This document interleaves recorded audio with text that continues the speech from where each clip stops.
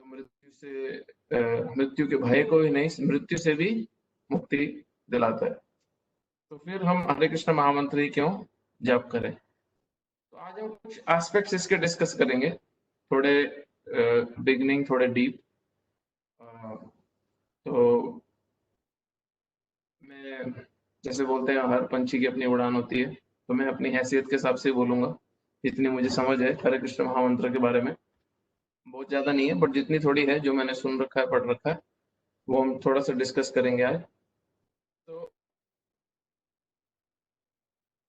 हरे कृष्ण महामंत्र, अभी तो उसके उस पे आने से पहले, हरे कृष्ण महामंत्र पे आने से पहले थोड़ा सा ये समझ लेते हैं कि वैदिक शास्त्रों में मंत्रों को लेके, हाँ, उसकी नीड ही क्या है। मतलब अगर आप किसी मंदिर में जाके, जितने वहां पे गरीब बैठे हैं उनको आप खाना खिला दो, तो वो क्या पूजा नहीं है? या मंदिर में जाके भगवान को फूल माला अर्पण कर दो, तो वो इनफ नहीं है क्या? या आप अगर किसी भी धर्म स्थान पे जाके सफाई कर दो, तो वो फूल माला, वो इनफ नहीं है क्या हमारे परफेक्शन पाने के लिए? या अपने घर बैठे हुए भी रोज सुबह मंदिर में भगवान को जोत जला दो, घंटी पे जालो और अगरबत्ती दिखा दो, तो वो इनफ नहीं है क्या? तो इतना बल क्यों दिया मंत्र मेडिटेशन पे?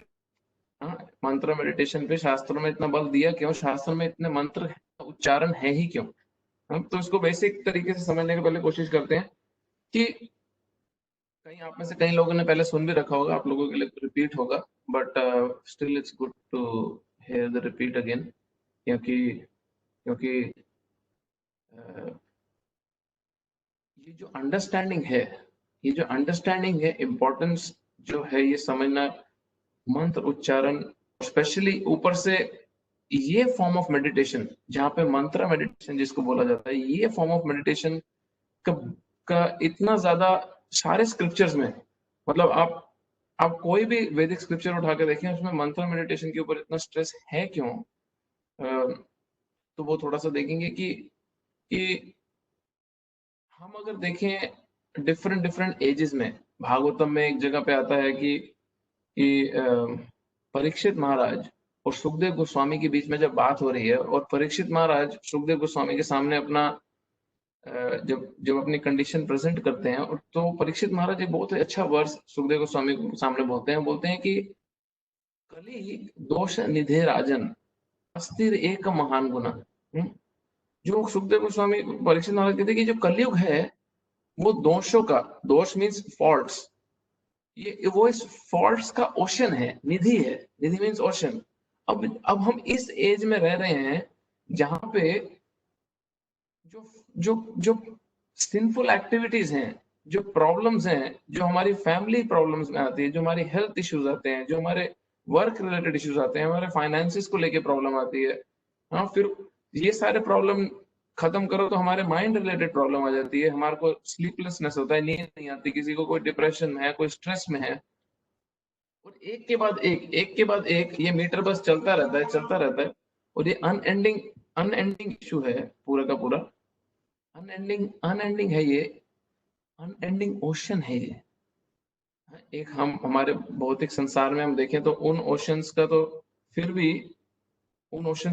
एक लिमिट है, इवन दो वो बहुत महान है, बहुत बड़े बड़े हैं, बट ये हमारी जो मटेरियल प्रॉब्लम है तो इतनी अनएंडिंग है कि इस ओशन का तो एंड दिखता ही नहीं है। तो उसमें क्या करें? तो तो परीक्षित महाराज जो बोल रहे हैं कि कलयुग तो ओशन है, निधि है इन फॉल्ट्स का, बट इस ओशन रूपी इस फॉल्ट रूपी ओशन में, इस निधि में एक ही सिर्फ महान गुण मुझे दिख रहा है। और वो अपने अपनी अपनी कैपेबिलिटी से क्या बोलते हैं कि एक जो उसमें महान गुण है, वो वो एक जो महान गुण है, वो महान गुण है, हमारे को एक फैसिलिटी है, हमारे को एक फैसिलिटी है कि यहाँ पे कृष्ण के जो नाम का उच्चारण है, हाँ, कृष्ण के जो नाम का उच्चारण है, वो एक ही महान गुण है इस ओशन ऑफ फॉल्ट्स को पार करने का। तो पूनम माता जी ने क्वेश्चन ये पूछा था कि अब महामृत्युंजय जाप जो है, ये ऐसे काफी सारे मंत्र हैं जो बहुत ही ज्यादा पावरफुल हैं, एक्सट्रीमली पावरफुल मंत्र हैं। तो वो मंत्र क्यों नहीं? और फिर तुम ये वाला मंत्र या विष्णु मंत्र पे क्यों, भागवतम या हरे कृष्ण महामंत्र पे क्यों हम बल दे रहे हैं, जब हम मेडिटेशन की बात कर रहे हैं, जब हम मंत्र मेडिटेशन की बात कर रहे हैं? तो प्लीज समझें, सबसे पहली बात, अ, 3 क्वेश्चंस का आंसर बहुत जरूरी है हमारे को सॉल्व करना। हम किसी भी प्रकार की मेडिटेशन करें, किसी भी प्रकार के हम मेडिटेशन में अगर करना पढ़ना भी चाहते हैं, उसको शुरुआत भी करना चाहते हैं, तो हमारे को 3 प्रकार के क्वेश्चंस का आंसर पहले होना चाहिए अपने पास। अगर वो 3 क्वेश्चंस का आंसर नहीं है, तो इसका मतलब है कि हम हमारे को क्लैरिटी ही नहीं है हमारे मन में कि हम मेडिटेशन कर ही क्यों रहे हैं। ये 3 क्वेश्चन के आंसर आर मस्ट। पहला क्वेश्चन है why to do meditation, meditation करनी क्यों है। सेकंड क्वेश्चन है किसके ऊपर मेडिटेशन करनी है, whom to meditate on। हाँ, पहला क्वेश्चन हुआ मेडिटेशन करनी क्यों है। दूसरा क्वेश्चन आया ऑब्जेक्ट, किसके ऊपर मेडिटेशन करनी है। तीसरा आता है करनी कैसे है भाई, हाउ टू डू इट। सो क्यों करनी है, किस पे करनी है और करनी कैसे है। तो बहुत सारे लोग इस बड़े ही पॉपुलर वर्ड से एनामर्ड है, मेडिटेशन के नाम का जो शब्द है, बट बहुत सारे लोगों को ये नहीं समझ रहा कि ये क्यों करा जाता है, ये करना ही क्यों है। अब अब हम जैसे महामृत्युंजय जाप की बात हुई, वो बहुत पावरफुल मंत्र है। उसको ऋग्वेद में भी उसका आता है, और मार्कंडे ऋषि से जुड़ा उसका बहुत बड़ा स्टोरी भी है कि किस तरह शिव जी स्वयं प्रोटेक्शन देने, जब ये महामृत्युंजय मंत्र का जाप किया गया, तो अभी एक भक्त, जो हम अभी 7 चैप्टर 8 चैप्टर पढ़ चुके हैं, 8 चैप्टर शुरू कर दिया हमने, 7 चैप्टर ऑलरेडी पढ़ा, जहाँ पे हमने ये देखा कि भगवान से हमारा जो रिलेशनशिप एस्टेब्लिश करना है, हमारे को भगवान से जो हमारा लविंग रिलेशनशिप हमारे को एस्टेब्लिश करना है, वो रिलेशनशिप को एस्टेब्लिश करने के लिए, वो रिलेशनशिप को एस्टेब्लिश करने के लिए वन ऑफ द मोस्ट की फैक्टर, सबसे ज्यादा इंपॉर्टेंट फैक्टर है, वो ये है कि हम ये आइडेंटिफाई कर लें सबसे पहले कि मैं अपनी कंडीशन में, मैं मेरी जो पर्सनल कंडीशन है, जो मेरी पर्सनल आइडेंटिटी है, अगर मेरी वो आइडेंटिटी का क्राइसिस ही सॉल्व नहीं है, दैट मीन्स कि अगर मुझे यही समझ नहीं आया स्क्रिप्चर से, जो बिगिनिंग सब्जेक्ट मैटर है स्क्रिप्चर्स का, प्लीज समझना इस बात को, स्क्रिप्चर्स का जो बिगिनिंग सब्जेक्ट मैटर है, वो ही मुझे नहीं समझ आया कि मेरा स्पिरिचुअल एक आइडेंटिटी है, मैं सोल के लेवल पे मेरा आइडेंटिटी है, जो मेरा रियल आइडेंटिटी है, अगर यही समझ नहीं आया, तो मेडिटेशन को तो आप सबसे पहले उठा के अपने मन से बाहर ही फेंक दो कि ये नीड ही नहीं है करने की। क्यों? क्योंकि मेडिटेशन मेडिटेशन सोल फूड है, जो ध्यान है, जो भगवान के नामों का उच्चारण है, वो सोल का फूड है। उसके साइड इफेक्ट बहुत सारे हो सकते हैं कि वो माइंड को पीसफुल कर दे, उसके साइड इफेक्ट बहुत सारे हो सकते हैं कि वो हमारे को बहुत ज्यादा प्रोडक्टिव बना दे, हमारा फोकस आ जाए।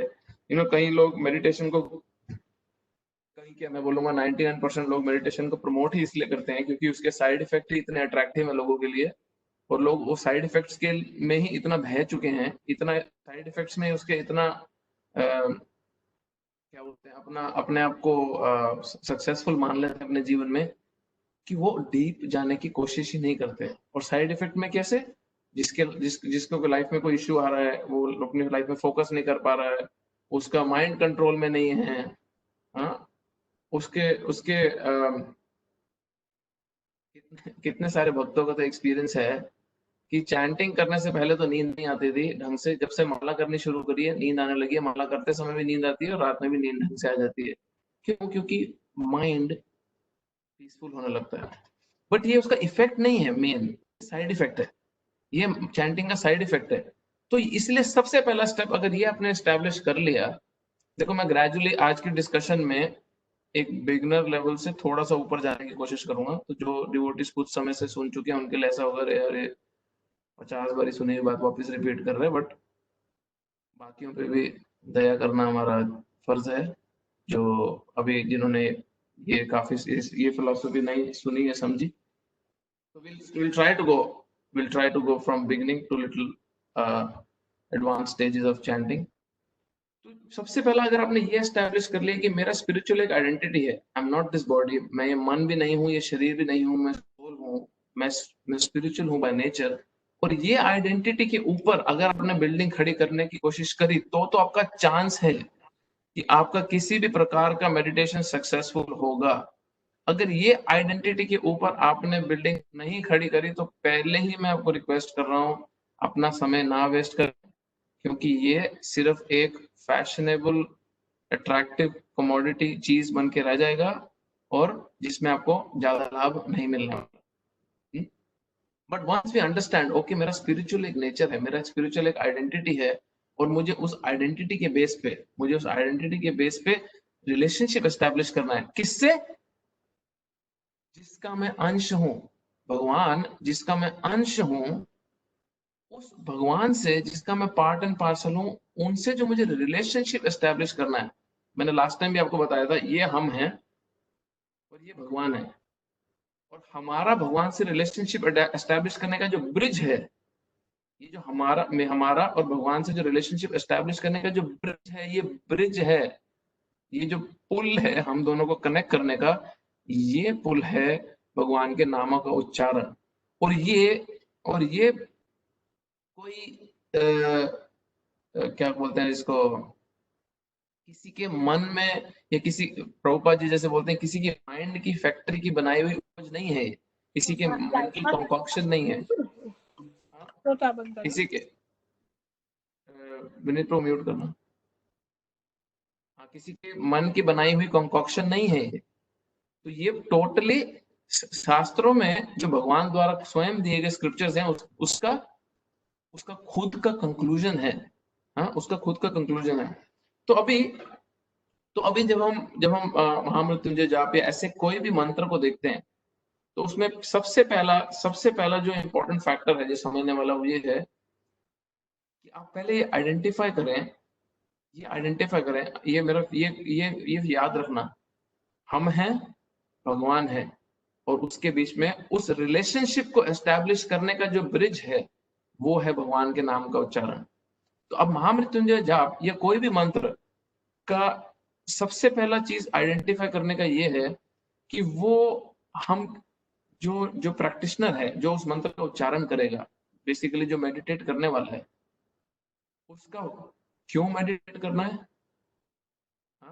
किस पे मेडिटेट करना है, मतलब ये तो हम हो गए जो हमारे लेवल पे क्यों मेडिटेट करना हो गया, और किसके ऊपर मेडिटेट करना है, किस पे ध्यान लगाना है, वो ऑब्जेक्ट वो क्लियर होना चाहिए, और क्यों लगाना है ये सबसे इंपॉर्टेंट है। प्लीज, मैं अगर इसको ड्रॉ करके दिखाता ना ज्यादा अच्छा होता। तो ये हमारे लेवल पे जो हम प्रैक्टिशनर लेवल पे, साधक लेवल पे जो क्वेश्चन है, वो ये है कि मुझे भगवान से कनेक्शन क्यों लेना है, क्योंकि मैं सोल हूँ। ये क्वेश्चन पहले सॉल्व होता है कि मैं स्पिरिचुअल हूँ, मैं सोल हूँ बाय नेचर, और मैं भगवान का अंश हूँ। तो मुझे किस पे ध्यान लगाना है, वो भगवान है। हमने पिछले चैप्टर्स में बहुत डिटेल में पढ़ने की कोशिश भी करी गई कि किस तरह सारे देवी देवता जो भगवान की खुद की वाणी, जो भगवान के खुद के वचनों पे चल रहे हैं, जो भगवान के खुद के इंस्ट्रक्शंस फॉलो कर रहे हैं, और जितने सारे देवी देवता जो भगवान से ही लेके हमारे को वरदान दे रहे हैं, तो मैं पहले ये किस पे मेडिटेट करना, उसको क्वेश्चन को नहीं पूछूंगा क्या? मैंने ये तो डिसाइड कर लिया कि ओके, मैं स्पिरिचुअल आइडेंटिटी मेरी है, मैं आत्मा हूँ, मैं शरीर मन से परे हूँ, मुझे कुछ स्पिरिचुअल एक्टिविटी करनी है, बट मुझे किसके ऊपर मेडिटेट करना है, वो भी तो मुझे भगवद गीता से सीखना पड़ेगा कि नहीं? तो सबसे पहले, और वो जो मुझे सीखना है, वो जो मुझे उन पे ऐड करना है, रिलेशनशिप एस्टेब्लिश करना है, वो रिलेशनशिप जो मुझे एस्टेब्लिश करना है भगवान के साथ, वो एस्टेब्लिश करने का जो प्रोसेस है, जो भक्ति जो प्रोसेस है, जो ब्रिज है। अब आप ये देखो, महामृत्युंजय जाप कितने लोग भगवान से अपना लविंग रिलेशनशिप एस्टेब्लिश करने के लिए करते हैं। आप हैरान हो जाओगे, उस मंत्र का उच्चारण किया ही नहीं जाता उसलिए, उस मंत्र का उच्चारण सिर्फ मृत्यु के भय और मृत्यु से छुटकारा पाने के लिए किया जाता है। जो बहुत पावरफुल मंत्र है वो एक्चुअली में, और शास्त्रों का मंत्र है और बिल्कुल जेन्युइन मंत्र है वो। तो यहाँ पे हम ये डिस्कस करने नहीं बैठे कि कौन सा मंत्र अच्छा है और कौन सा बुरा है। हम इस समय ये डिस्कस करने बैठे हैं कि भगवत गीता की जो टीचिंग्स हम समझ और पढ़ रहे हैं, उसके बेसिस पे क्या मैं एक हायर एम को, एक हायर गोल को साध सकता हूँ कि नहीं? क्या मेरे पास फैसिलिटी है कि मैं एक ऊंचे गोल, एक सुपीरियर प्लेटफॉर्म को अचीव कर सकता हूँ कि नहीं? क्योंकि देखो, हम सबके पास एक लिमिटेड एनर्जी है। आप जितने भी लोग सुन रहे हो, मैं भी हूँ, हम सबके पास एक लिमिटेड एनर्जी है। अभी जैसे हमने लास्ट चैप्टर में पढ़ा, बहुत इंपॉर्टेंट पॉइंट पढ़ा हमने लास्ट चैप्टर में, 7 चैप्टर में भी, कि आप अपने 50 साल अब से, करंट सपोज आपको आज पता चला कि धर्म कर्म के काम करने चाहिए, आप आज से लेके 50 साल अगले 50 साल अपने इन्वेस्ट कर देते हो अगर, हाँ, अगले 50 साल आप अपने इन्वेस्ट कर देते हो धर्म कर्म के कामों में, और आपको स्वर्ग की प्राप्ति हो जाती है। इसमें आपको 10-20 हजार साल स्वर्ग में बिना किसी मिजरी, बिना किसी प्रॉब्लम के एंजॉय करने का मौका मिलेगा। So it's a very smart deal actually. आप देखो तो बहुत स्मार्ट मूव है कि आपने 50 साल अपने सेंसेस को थोड़ा कंट्रोल में किया, एक साफ सुथरा जीवन जिया, और पुण्य के ही सिर्फ काम करें। भले ही आपने बहुत ज्यादा पैसे नहीं कमाए, बट आपने दान ज्यादा किया। तो आपने ये 50 साल अपने को कष्ट में रखा, रिलेटिवली कुछ तरीके से आपने अपने को 50 साल कष्ट में रखा कि आपके अगले 10-20 हजार साल जो हायर प्लैनेट्स में आपकी सुखी हो सके, जो हायर प्लैनेट्स में सुखी हो सके। बट नाउ आप मुझे ये बताओ कि यही 50 साल मैं अगर ऐसे किसी एक्टिविटी में लगा दूं जहां पे मैं खुशी खुशी हैप्पीली अपनी डे टू डे एक्टिविटीज तो कर रहा हूं, बट मुझे जो रिजल्ट मिले, वो रिजल्ट मुझे इटर्निटी का मिले, हमेशा से हमेशा तक परमानेंट रिजल्ट मिले एंजॉयमेंट का। तो जब व्यक्ति को ये पता चलता है कि अरे, एक हायर गोल है और एक हाईएस्ट गोल है, और वही एनर्जी मेरी जितनी है लिमिटेड, उसी को मुझे खटाना है, तो जो बुद्धिमान व्यक्ति होता है उसका लक्षण क्या रहता है कि वो अपनी एनर्जी वहां इन्वेस्ट करता है जहां पे उसको परमानेंट रिजल्ट मिलता है। तो आप लोग के 3 प्रकार के लोग हैं। आप जितने मटेरियलिस्टिक लोग आपस में आसपास देख रहे हो, अपने इंडिया भी पूरा पाश्चात्य देशों जैसा होता जा रहा है, वेस्टर्न कंट्रीज जैसा होता जा रहा है। यहाँ हम वेस्ट में, हम ऑस्ट्रेलिया वगैरह में हम देखते ही हैं, अमेरिका में आप देखो, यूएस में जितनी भी जगह हैं देखो, तो most of the people are interested कि ये 50 साल जो मेरे जीवन के हैं अगले, उसमें मैं मैक्सिमम इंजॉय कैसे करूं। जिसको थोड़ी सी नॉलेज ज्यादा है वो ये सोचता है कि ये 50 साल अपने जीवन के मैं इस तरह जीऊं कि मैं आगे के बहुत ज्यादा लंबे समय एंजॉय करूं। बट जो भक्त है, जो भगवत गीता का स्टूडेंट है, वो बोलता है कि भाई तुम दोनों ही ना समझ हो, क्योंकि यही 50 साल अगर तुम अपने जीवन के इस तरह लगा दिए कि तुम परमानेंट हैप्पीनेस को अचीव कर सकते हो, तो तुम क्यों छोटे गोल्स को साधने की कोशिश कर रहे हो? दैट मीन्स, उसका सिंपल मतलब है कि तुम्हारे को यही नहीं समझ आया अब तक, यही इंपॉर्टेंस नहीं समझ आई अभी तक कि मेरे पास ऑप्शन है एक बहुत बड़े गोल को अचीव करने की। और वो गोल क्या है? भगवान के साथ अपना रिलेशनशिप एस्टेब्लिश करना और भगवान के धाम को प्राप्त करना।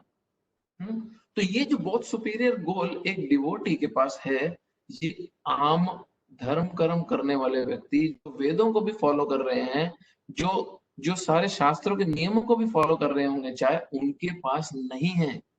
तो इससे हमें अहंकारी नहीं होना कि मेरे पास ये ऑप्शन है, इससे हमारे को बहुत फॉर्चुनेट फील करना है। तो उस फॉर्चुनेट फीलिंग में अगर आपका प्राइड है तो वो चलेगा, बट वो प्राइड अपने आप में कि तुम कितने गिरे हुए हो और मेरे पास ये ऑप्शन है, वो नहीं चाहिए। रादर एक भक्त का स्वभाव क्या होता है कि मुझे भगवान और उनके भक्तों की कृपा से एक ये प्लेटफॉर्म मिला है, मुझे ये समझ आने लगा है, या मुझे एक ऑप्शन मिली है समझने की कि मैं अपनी करंट जो मेरी एनर्जीज हैं उससे मैं परमानेंट गोल अचीव कर सकता हूँ। तो ये जो हैप्पीनेस का एक्सपीरियंस एक भक्त को उसकी जर्नी में होता है भगवान के साथ रिलेशनशिप एस्टैब्लिश करने, वो बहुत मेहनत करता है दूसरों को वही एक्सपीरियंस देने की। क्यों? क्योंकि उसके हृदय में क्या चलता है हर समय? उसके हृदय में ये चलता है कि जब मैं सुखी तो दूसरा क्यों दुखी। हाँ, ये एक वैष्णव का, एक डिवोटी का स्वभाव है। एक डिवोटी का स्वभाव ये है कि मेरे को जब सुख की प्राप्ति हुई तो मुझे वो सुख तो मिल गया, वो तो मेरे को मिल गया, परमानेंटली मेरा हो गया। अब मुझे दूसरों को भी सुख देना है। तो ये प्लीज समझना बहुत इंपॉर्टेंट है कि जितने भी वैदिक शास्त्रों में बहुत पावरफुल मंत्र दिए हैं, हाँ, बहुत पावरफुल भगवान के नामों के उच्चारण की विधियां दी हैं, सारी की सारी विधि हमारे को हाईएस्ट गोल अचीव नहीं करवाती, इवन दो वो सारे प्रमाणिक हैं और परफेक्ट हैं। तो ये समझना बहुत इंपॉर्टेंट है। इसलिए अगर आप भगवत गीता में देखोगे तो युद्ध से पहले, मैंने पहले ही बताया, युद्ध से पहले कृष्ण अर्जुन को बोलते हैं कि जाओ तो महादेव से अस्त्र शस्त्र ले आओ। अगर आप में से किसी ने भागवत पढ़ी हो तो भागवत के 10वें स्कंद में 10th कैंटो के एंड में हम देखते हैं कि शिव जी का एक भक्त होता है जिसकी कृष्ण से लड़ाई होती है, और शिव जी अपने भक्त को सपोर्ट करने स्वयं आते हैं, और भगवान और कृष्ण का और शिव जी का दोनों का युद्ध होता है, दोनों का बहुत भीषण युद्ध होता है। और उसमें शिव जी जब वो युद्ध हारते हैं तो क्योंकि कृष्ण का और शिव जी का जो रिलेशन है, हाँ, जो शिव जी और कृष्ण का रिलेशन है, वो रिलेशन मटेरियल लेवल पे नहीं है, जहाँ पे एक ने दूसरे को हराया तो दूसरे की बेइज्जती हो गई और वो प्लान कर रहा है किस तरह सामने वाले को मैं अगले मौका मिलते ही मारू। नहीं, शिव जी बहुत सुंदर प्रेयर ऑफर करते हैं कृष्णा को, और ये दोनों का लीला चल रहा था, दोनों का पास टाइम चल रहा था, जहाँ पे जहाँ पे शिव जी ये फाइट ही इसलिए कर रहे थे कि कृष्ण को और ज्यादा ग्लोरीफाई करा जा सके, भगवान के गुणों को और वर्णन किया जा सके। भागवत में पूरा चैप्टर है इसके ऊपर। हाँ, तो तो अर्जुन को भी कृष्ण ने बोले तुम जाओ अस्त्र शस्त्र लेके आओ महादेव से, हाँ, तुम महादेव की भक्ति करो, जाके तुम शस्त्र लेके आओ। बट हम देखते हैं कि युद्ध से पहले ही कृष्ण ये घोषणा कर देते हैं और अर्जुन को दिखा भी देते हैं विराट रूप में अपने, कि युद्ध का डिसीजन मेकर मैं हूं, और मैं ऑलरेडी डिसाइड कर चुका हूं कि तुम पांचों भाई जीतने वाले हो और सारे मरने वाले हैं। तो फिर शिव जी से अस्त्र लाने क्यों गए? क्योंकि शास्त्र की विधियों को, ये शास्त्र की जो विधि दे रखी है, इनको ना नकारा जाए, इनको भी सोसाइटी में रोल आउट किया जाए, जिसमें हमने पहले बहुत ज्यादा बात करी है, हम दोबारा उस पर नहीं जाएंगे, बट हमने काफी डिटेल में इसमें बात करी है। तो अब आते हैं हरे कृष्ण महामंत्र पे, कि हरे कृष्ण महामंत्र क्यों। सबसे पहले मैं अपने पर्सनल लाइफ से आपको एक एक्सपीरियंस बताना चाहता हूँ, जो मेरा मैंने खुद से इस एक्सपीरियंस, जो मैं मेरा पर्सनली मेरे आंखों के सामने हुआ, जिसने मेरा एक बहुत मेजर डाउट खत्म किया। आप में से कई मैं जानता हूँ जिन्होंने, जिनके साथ वन ऑन वन क्लास में भी आप सुन चुके हैं मुझसे, तो मैं, बट जिन्होंने नहीं सुना मैं उनके लिए बताता हूँ दोबारा। समहाउ जैसे मैं 2006 में चैंटिंग करना शुरू किया, और 2007 एंड तक, 2007 नहीं सॉरी 2008 एंड तक मैं यही सोचता रहा कि हरे कृष्ण महामंत्र इस्कॉन वालों का मंत्र है, मुझे बहुत पसंद है माला करनी, चैंटिंग करनी, और ऐसे भी राम और कृष्ण का नाम है, तो हरे कृष्ण महामंत्र करने में प्रॉब्लम ही क्या है। तो मैं 2008 में, मैं 2007 में ऑस्ट्रेलिया आ गया, तो 8 में मैं पहली बार इंडिया गया, तो अपने पेरेंट्स वगैरह के साथ, मम्मी पापा नहीं, मम्मी वगैरह के साथ हम वृंदावन गोकुल वगैरह सारी जगह पे गए। तो हम जाके गोवर्धन में एक ऐसी धर्मशाला में रुके जहाँ पे जिनका इस्कॉन से दूर दूर तक कोई लेना देना ही नहीं है, उनको एक्चुअली गोरे लोग पसंद ही नहीं है, उनको लगता है कि गोरे लोग वापस से भक्त के रूप में इंडिया के ऊपर वापस से शासन करने आए हैं। तो वो उनको कम बुद्धि के कारण उनको लगता है, उनको समझता ही नहीं कि ये लोग भक्ति करने वृंदावन में है, उनको लगता है वापस से ईस्ट इंडिया कंपनी के नाम पे अंग्रेज आ गए हैं, भारत को लूट रहे हैं। तो उनको फिर उनको उनको तो हम उस धर्मशाला में रुके, और सुबह सुबह उठ के जब हम गोवर्धन परिक्रमा करने चले, तो वहां पे जो परिक्रमा करने उनकी जो आश्रम था, उस आश्रम में मैंने सुबह सुबह सुना ऐसे करताल की आवाज आ रही थी, छन छन छन छन छन छन। तो मैं पास गया, जो उनका टेम्पल रूम एक बना हुआ था, तो वहां पे वो हरे कृष्ण महामंत्र कर रहे थे, और मेरे लिए वो पहला बहुत बड़ा शौक था कि यार मैंने तो सुना था इनको पसंद नहीं है गोरे लोग, हाँ, तो इनको लगता है कि इस इस्कॉन में गोरे लोग आके अपने देश पे कब्जा कर लेंगे, तो ये तो हरे कृष्ण मंत्र ही कर रहे हैं यहाँ पे। तो मेरे एडजस्ट ही नहीं हुआ मेरे दिमाग में। फिर हम परिक्रमा करने चले गए, और कहीं मंदिरों के आगे से निकले जो बहुत पुराने भी बने हुए थे, और जो कहीं भी इस्कॉन से कनेक्ट नहीं थे, जिसपे हरे कृष्ण महामंत्र दीवारों पर लिखा है, कई लोग माला कर रहे हैं वहां पे। तो मेरे लिए पहला पहला शौक था ये, क्योंकि मैं डिवोट करने के बाद फर्स्ट टाइम इंडिया गया था, मेलबर्न से, और पहली बार उसके बाद वृंदावन में पहली बार ही गया था। तो मैं देख रहा था ये सारी चीजें, फिर हम गए जहाँ पे कृष्ण जन्मभूमि है, हाँ, मथुरा में। तो जहाँ पे वो औरंगजेब ने जब मंदिर तोड़ के, मंदिर के साथ बिल्कुल लगी दीवार पे वो भी बनाया हुआ मस्जिद भी है। तो वहां पे वो जेल बनी है जहाँ पे कृष्ण का जन्म हुआ, पूरा हम निकले वहां से, और बहुत बड़ा मंदिर है ऊपर जाके।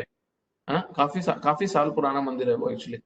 जो बहुत सीढ़ियां चढ़ के ऊपर मंदिर आता है, आप में से कोई गए हो तो हम वहां पे दर्शन करे और मंदिर से हम बाहर आने लगे, और सामने मंदिर की दीवार पे बहुत पुराना सा, उस समय तो आप तो रेनोवेट हो गया, इस बारी में देख के आया थोड़े समय पहले।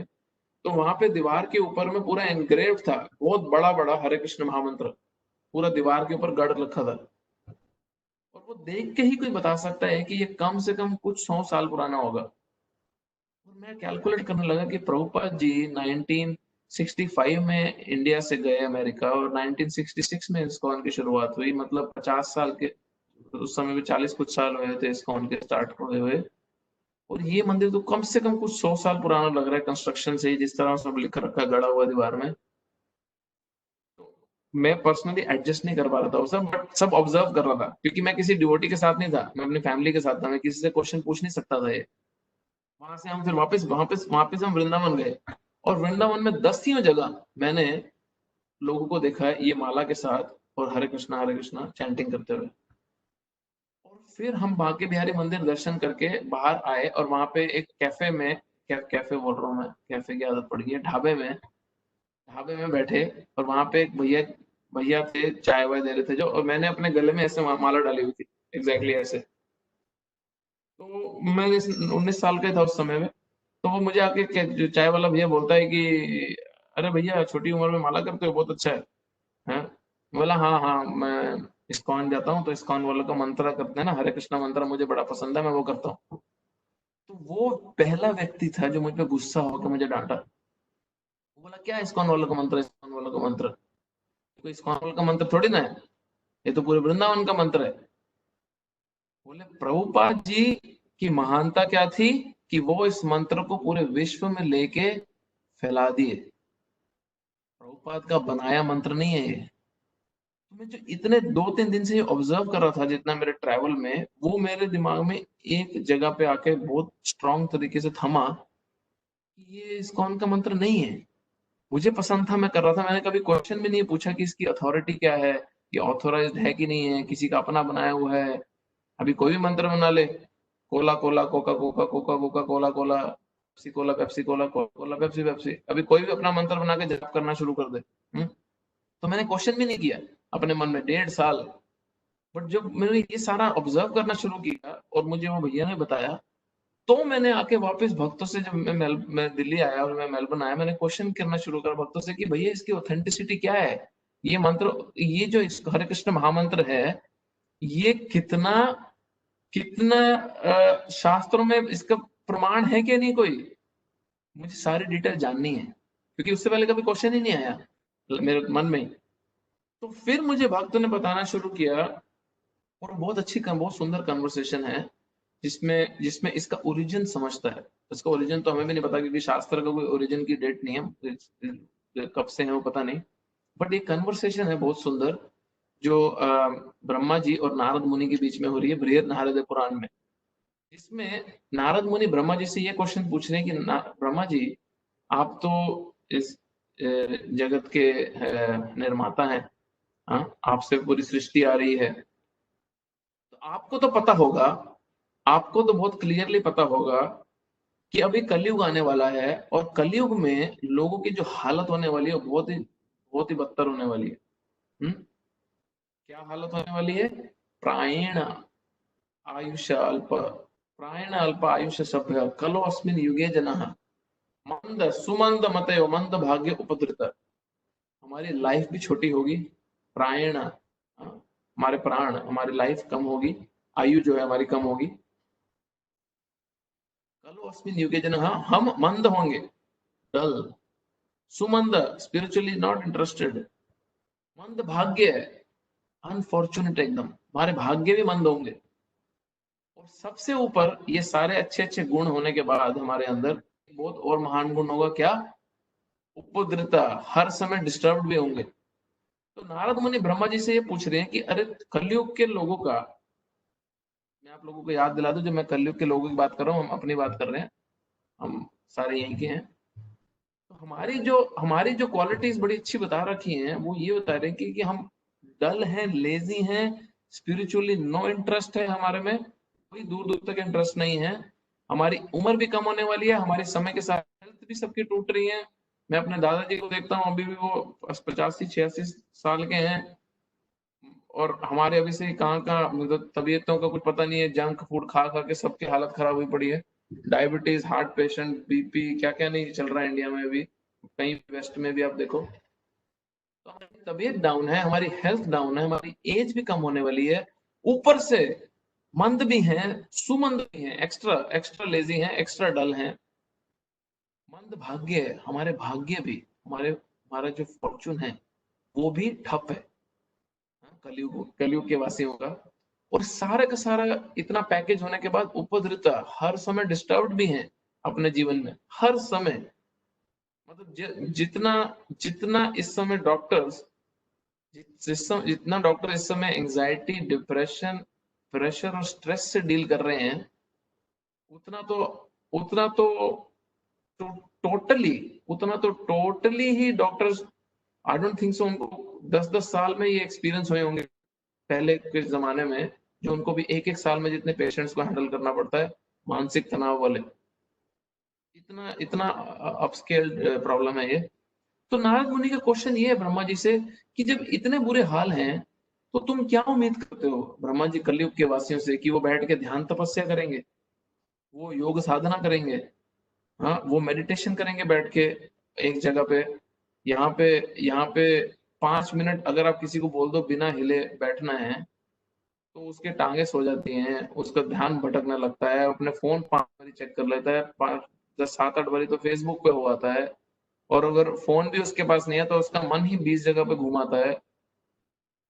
मोदी जी ने क्या किया, राहुल गांधी ने क्या किया, इंडिया में क्या हो रहा है, ये क्या हो रहा है इस समय, कोरोना में कितने मर गए, मेरे घर में सब ठीक है, खाने में क्या बनाऊं, मतलब चलता ही रहता है, चलता ही रहता है, चलता ही रहता है। इन्वेस्टमेंट यहाँ करी है, उसका बेनिफिट आया कि नहीं आया, बच्चों को ये अरेंज करना है, बच्चों को वो अरेंज करना है, बच्चे ये सोच रहे हैं कि टीनेजर्स अपने ही ख्यालों में पड़े हैं कि उसने मेरे को मैसेज नहीं भेजा, वो मेरे को लाइक नहीं करता, वो मेरे को लाइक नहीं करती, है ना, on and on and on and on. सबका अपना अपना मीटर है, सबके अपने अपने मीटर में ऑलरेडी सब फिट है सिस्टम में, और वो चलता जा रहा है, चलता जा रहा है।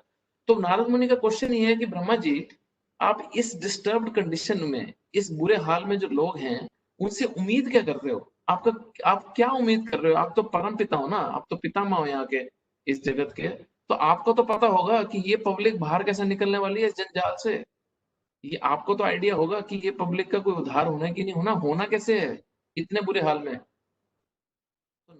तो ब्रह्मा जी नारद मुनि को बहुत अमेजिंग बात बोलते हैं। ब्रह्मा जी कहते हैं, तब ये पहली बार, आप में से बहुतों ने ये मंत्र सुना होगा, ब्रह्मा जी उस समय पहली बार ये बोलते हैं, हरेर नाम हरेर नाम एव केवलम, कलो नास्तेव नास्तेव नास्तेव गतिरनग। हरि का नाम, हरि का नाम, हरि का नाम, एव केवलम, ओनली, ये एक हरि का नाम ही है, जो कली कलो नास्ते व कलयुग के कलेशों का नाश करेगा, नाश करेगा, नाश करेगा, गतिर अन्यथा, और कोई गति और कोई शॉर्ट सोल्यूशन है नहीं इसका।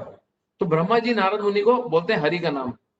अब नेचुरली जब नारद मुनि का क्वेश्चन उठता है कि हरि के तो बहुत नाम है, तो ये कन्वर्सेशन कलि शांतरण उपनिषद में भी आता है। अब कलि शांतरण उपनिषद आप वर्ड से ही समझ जाओगे, वो उपनिषद जो कलयुग के इफेक्ट्स को शांत करने का है, हाँ, कलयुग को शांत करने का जो उपनिषद है, हाँ, इस जो हमारे आसपास जो उपद्रव सब सब डिस्टर्ब्ड एटमॉस्फेयर चल रहा है, तो नारद मुनि उसमें ये कन्वर्सेशन में भी ब्रह्मा जी से पूछ रहे हैं कि हरि के तो बहुत नाम है, केशव, माधव, गोविंद, कृष्ण, राम, हरि, मुरारी, मत्स्य, कूर्मा, वराह, नृसिंह, हाँ, प्रद्युम्न, अनिरुद्ध, संकर्षण, वासुदेव, कौन सा हरि का नाम, हरि का कौन सा नाम। तो कलि शांतरण उपनिषद में पहली बारी ब्रह्मा जी जो हरे कृष्ण महामंत्र को बताते हैं नारद मुनि को, वो बोलते हैं, हरे कृष्ण कृष्ण कृष्ण हरे हरे, हरे राम राम राम हरे हरे। ब्रह्मा जी कहते हैं इति षोडशकम नाम नाम, ये जो 16 अक्षर का षोडशकम, 16 अक्षर का जो नाम है, कली कलमश नाशनम, ये कलयुग के कलमशों का, हाँ, जो कलयुग के जो कचरा है उसका नाश करेगा। कलयुग कलमश नाशनम नतः प्रायतो उपाय सर्व वेदेषु दृश्यते। ब्रह्मा जी नारद मुनि को बोलते हैं मैंने सभी वेदों को छांट लिया है, सर्व वेदेषु दृश्यते, मैंने सब वेदों को देख लिया है। नता प्रायतो उपाय, इससे इफेक्टिव सोल्यूशन मुझे नहीं मिला। ब्रह्मा जी की स्टेटमेंट है, जो नारद मुनि को बोल रहे हैं कि इससे इफेक्टिव सोल्यूशन मुझे मिला नहीं कलयुग के कलेशों का नाश करने का। तो अभी जब हम हरे कृष्ण महामंत्र की बात कर रहे हैं, ये तो उसका शास्त्रिक प्रूफ है। बट हरे कृष्ण महामंत्र की हम जब बात कर रहे हैं तो हम अपने वापस उसी एग्जांपल पे आते हैं कि हम जो लिविंग एंटिटीज, जो आत्मा है, जिसका जिसका स्पिरिचुअल होने के कारण उसका खाना भी स्पिरिचुअल होना चाहिए, उसका जो फूड है वो भी स्पिरिचुअल होना चाहिए। यहाँ पे है बैठे भगवान, जिनके हम अंश हैं। तो अब भगवान से हमारा जो रिलेशनशिप एस्टेब्लिश करना है, ये जो ब्रिज है भक्ति का, ये ब्रिज भक्ति का जो बनाया जाता है एक भक्त द्वारा भगवान के चरणों में, वो इस महामंत्र की ईंट पत्थर से बनाया जाता है बेसिकली। तो एक भक्त अपनी भक्ति से ये ब्रिज बनाता है भगवान के चरण कमलों तक पहुंचने का। दूसरा एक और उदाहरण शास्त्रों में इसमें दिया जाता है कि वो जो भक्ति लता का बीज है, वो जब एक उसमें इंग्लिश में उसको बोलते हैं वाइन, हिंदी में क्या बोलते हैं पता नहीं, वो जो लता, हाँ लता, भक्ति लता जो बोल रहे हो, जो लता है वो निकलती है, जो जो लता निकलती है वो जो है वो हमारे हृदय से भगवान के चरण कमलों तक पहुंचती है। और वो जो लता है उसको सींचा कैसे जाता है? भगवान के शुद्ध नामों के उच्चारण से। हाँ, तो हरे कृष्ण महामंत्र का जो उच्चारण है उससे पहुंचा सींचा जाता है। तो बोले कि सिर्फ हरे कृष्ण मंत्र ही है क्या जो जो ये ब्रिज बना सकता है? नहीं, शास्त्र में कई ऐसे मंत्र दिए हैं। जैसे ध्रुव महाराज थे, जब उनको उनको तपस्या करने के लिए नारद मुनि ने बोला, तो नारद मुनि ने उनको मंत्र दिया था ओम नमो भगवते वासुदेवाय। हाँ, ओम नमो भगवते वासुदेवाय का उच्चारण करके ध्रुव महाराज ने भगवान की प्राप्ति करी। ध्रुव महाराज ये ब्रिज अपने और भगवान के बीच में जो रिश्ता स्थापित किया, एक प्रेममय लविंग रिलेशनशिप जो स्थापित किया, वो इस मंत्र के उच्चारण से किया। फिर हम देखते हैं कि गुजरात में कई जगह आता है, कुछ लोग जप करते हैं श्री कृष्ण शरणम मम, या वृंदावन में आप देखते हो तो वृंदावन में कई मंत्र का उच्चारण किया जाता है। जैसे कुछ जो प्रमाणिक संप्रदाय हैं उनसे कुछ मंत्र आ रहे हैं, जैसे जैसे राधे कृष्ण कृष्ण कृष्ण राधे राधे, हाँ, राधे श्याम श्याम श्याम राधे राधे। तो ये निम्बार्क संप्रदाय का मंत्र है। तो ऐसे कई मंत्र हैं। बट हम जो हरे कृष्ण महामंत्र का जाप कर रहे हैं, ये ब्रह्मा जी के द्वारा डायरेक्टली शास्त्र में दिया गया मंत्र है, जिसको चैतन्य महाप्रभु ने 500 कुछ साल पहले हमारे को प्रेजेंट किया। अब भागवतम के 10वें स्कंद में एक बहुत ही अच्छा श्लोक आता है, जो जो ये श्लोक है, ये आता है निवृत्त त्रिश्रेर उपगीय माना, हाँ, निवृत्त त्रिश्रेर उपगीय माना भवो सदा श्रोत्र मनोभिरामा का उत्तमा श्लोक गुणानुवादा पुनः विरजेत बिना पशुगना।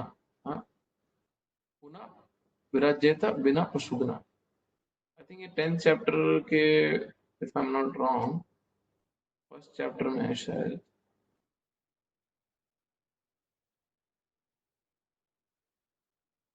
हाँ, फर्स्ट चैप्टर का चौथा श्लोक है। इसका ट्रांसलेशन ऐसे जाता है,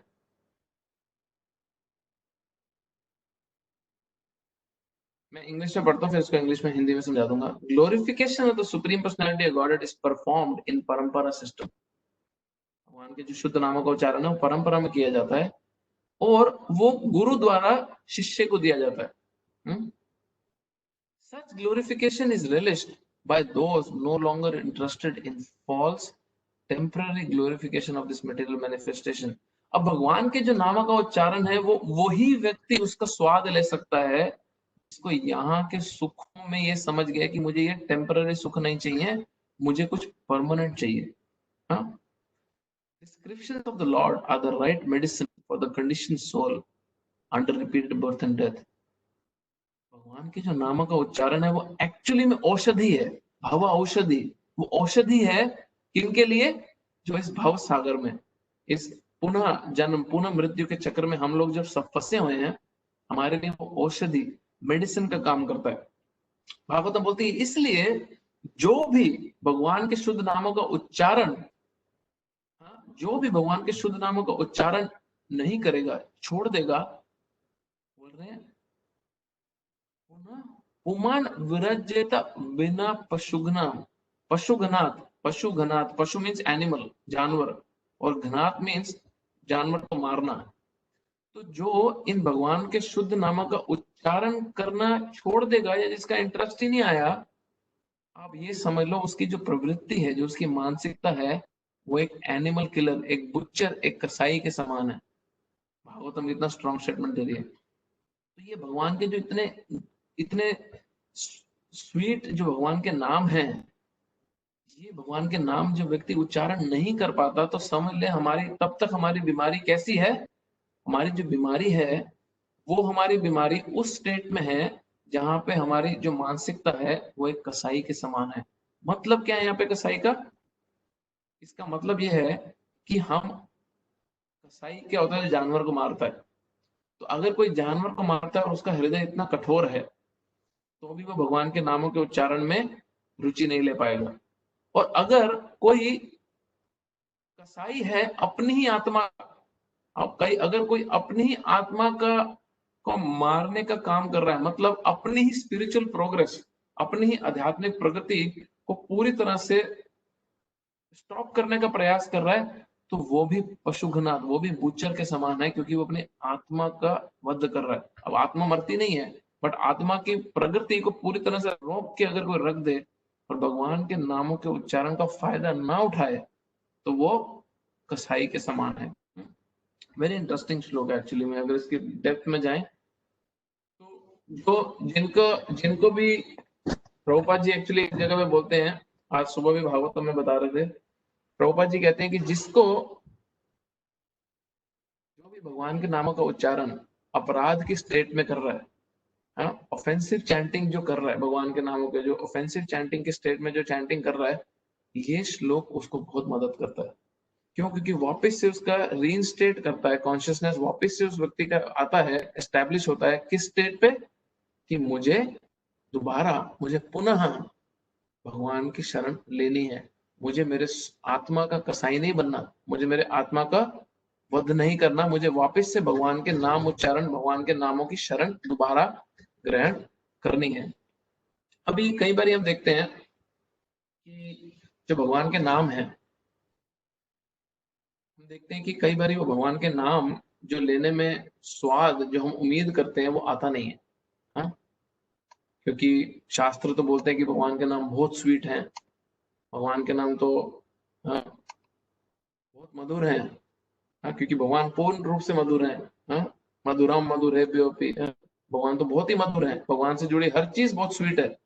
भगवान का सिर्फ भगवान के प्रसाद नहीं, भगवान का चरणामृत नहीं, भगवान की मिठाई नहीं, भगवान का स्वरूप भी बहुत मधुर है, भगवान की हंसी भी बहुत मधुर है, और भगवान के नाम भी बहुत मधुर है, भगवान की लीलाएं भी बहुत मधुर है, बहुत स्वीट है। तो ये सुनते हैं, बट जब हम एक्चुअली में चैंटिंग कर रहे हैं, हम चैंटिंग कर रहे हैं, तो अपने को स्वाद नहीं आता। अपने को ऐसा लगता है कई बार जो बहुत समय से कर, अगर वो ध्यान से नाम भगवान का नाम ले रहे हो, तो उनको ऐसा लगता है ये तो बोझ है। क्यों? क्योंकि उनके जो होली नेम में टेस्ट है वो डेवलप नहीं होता है।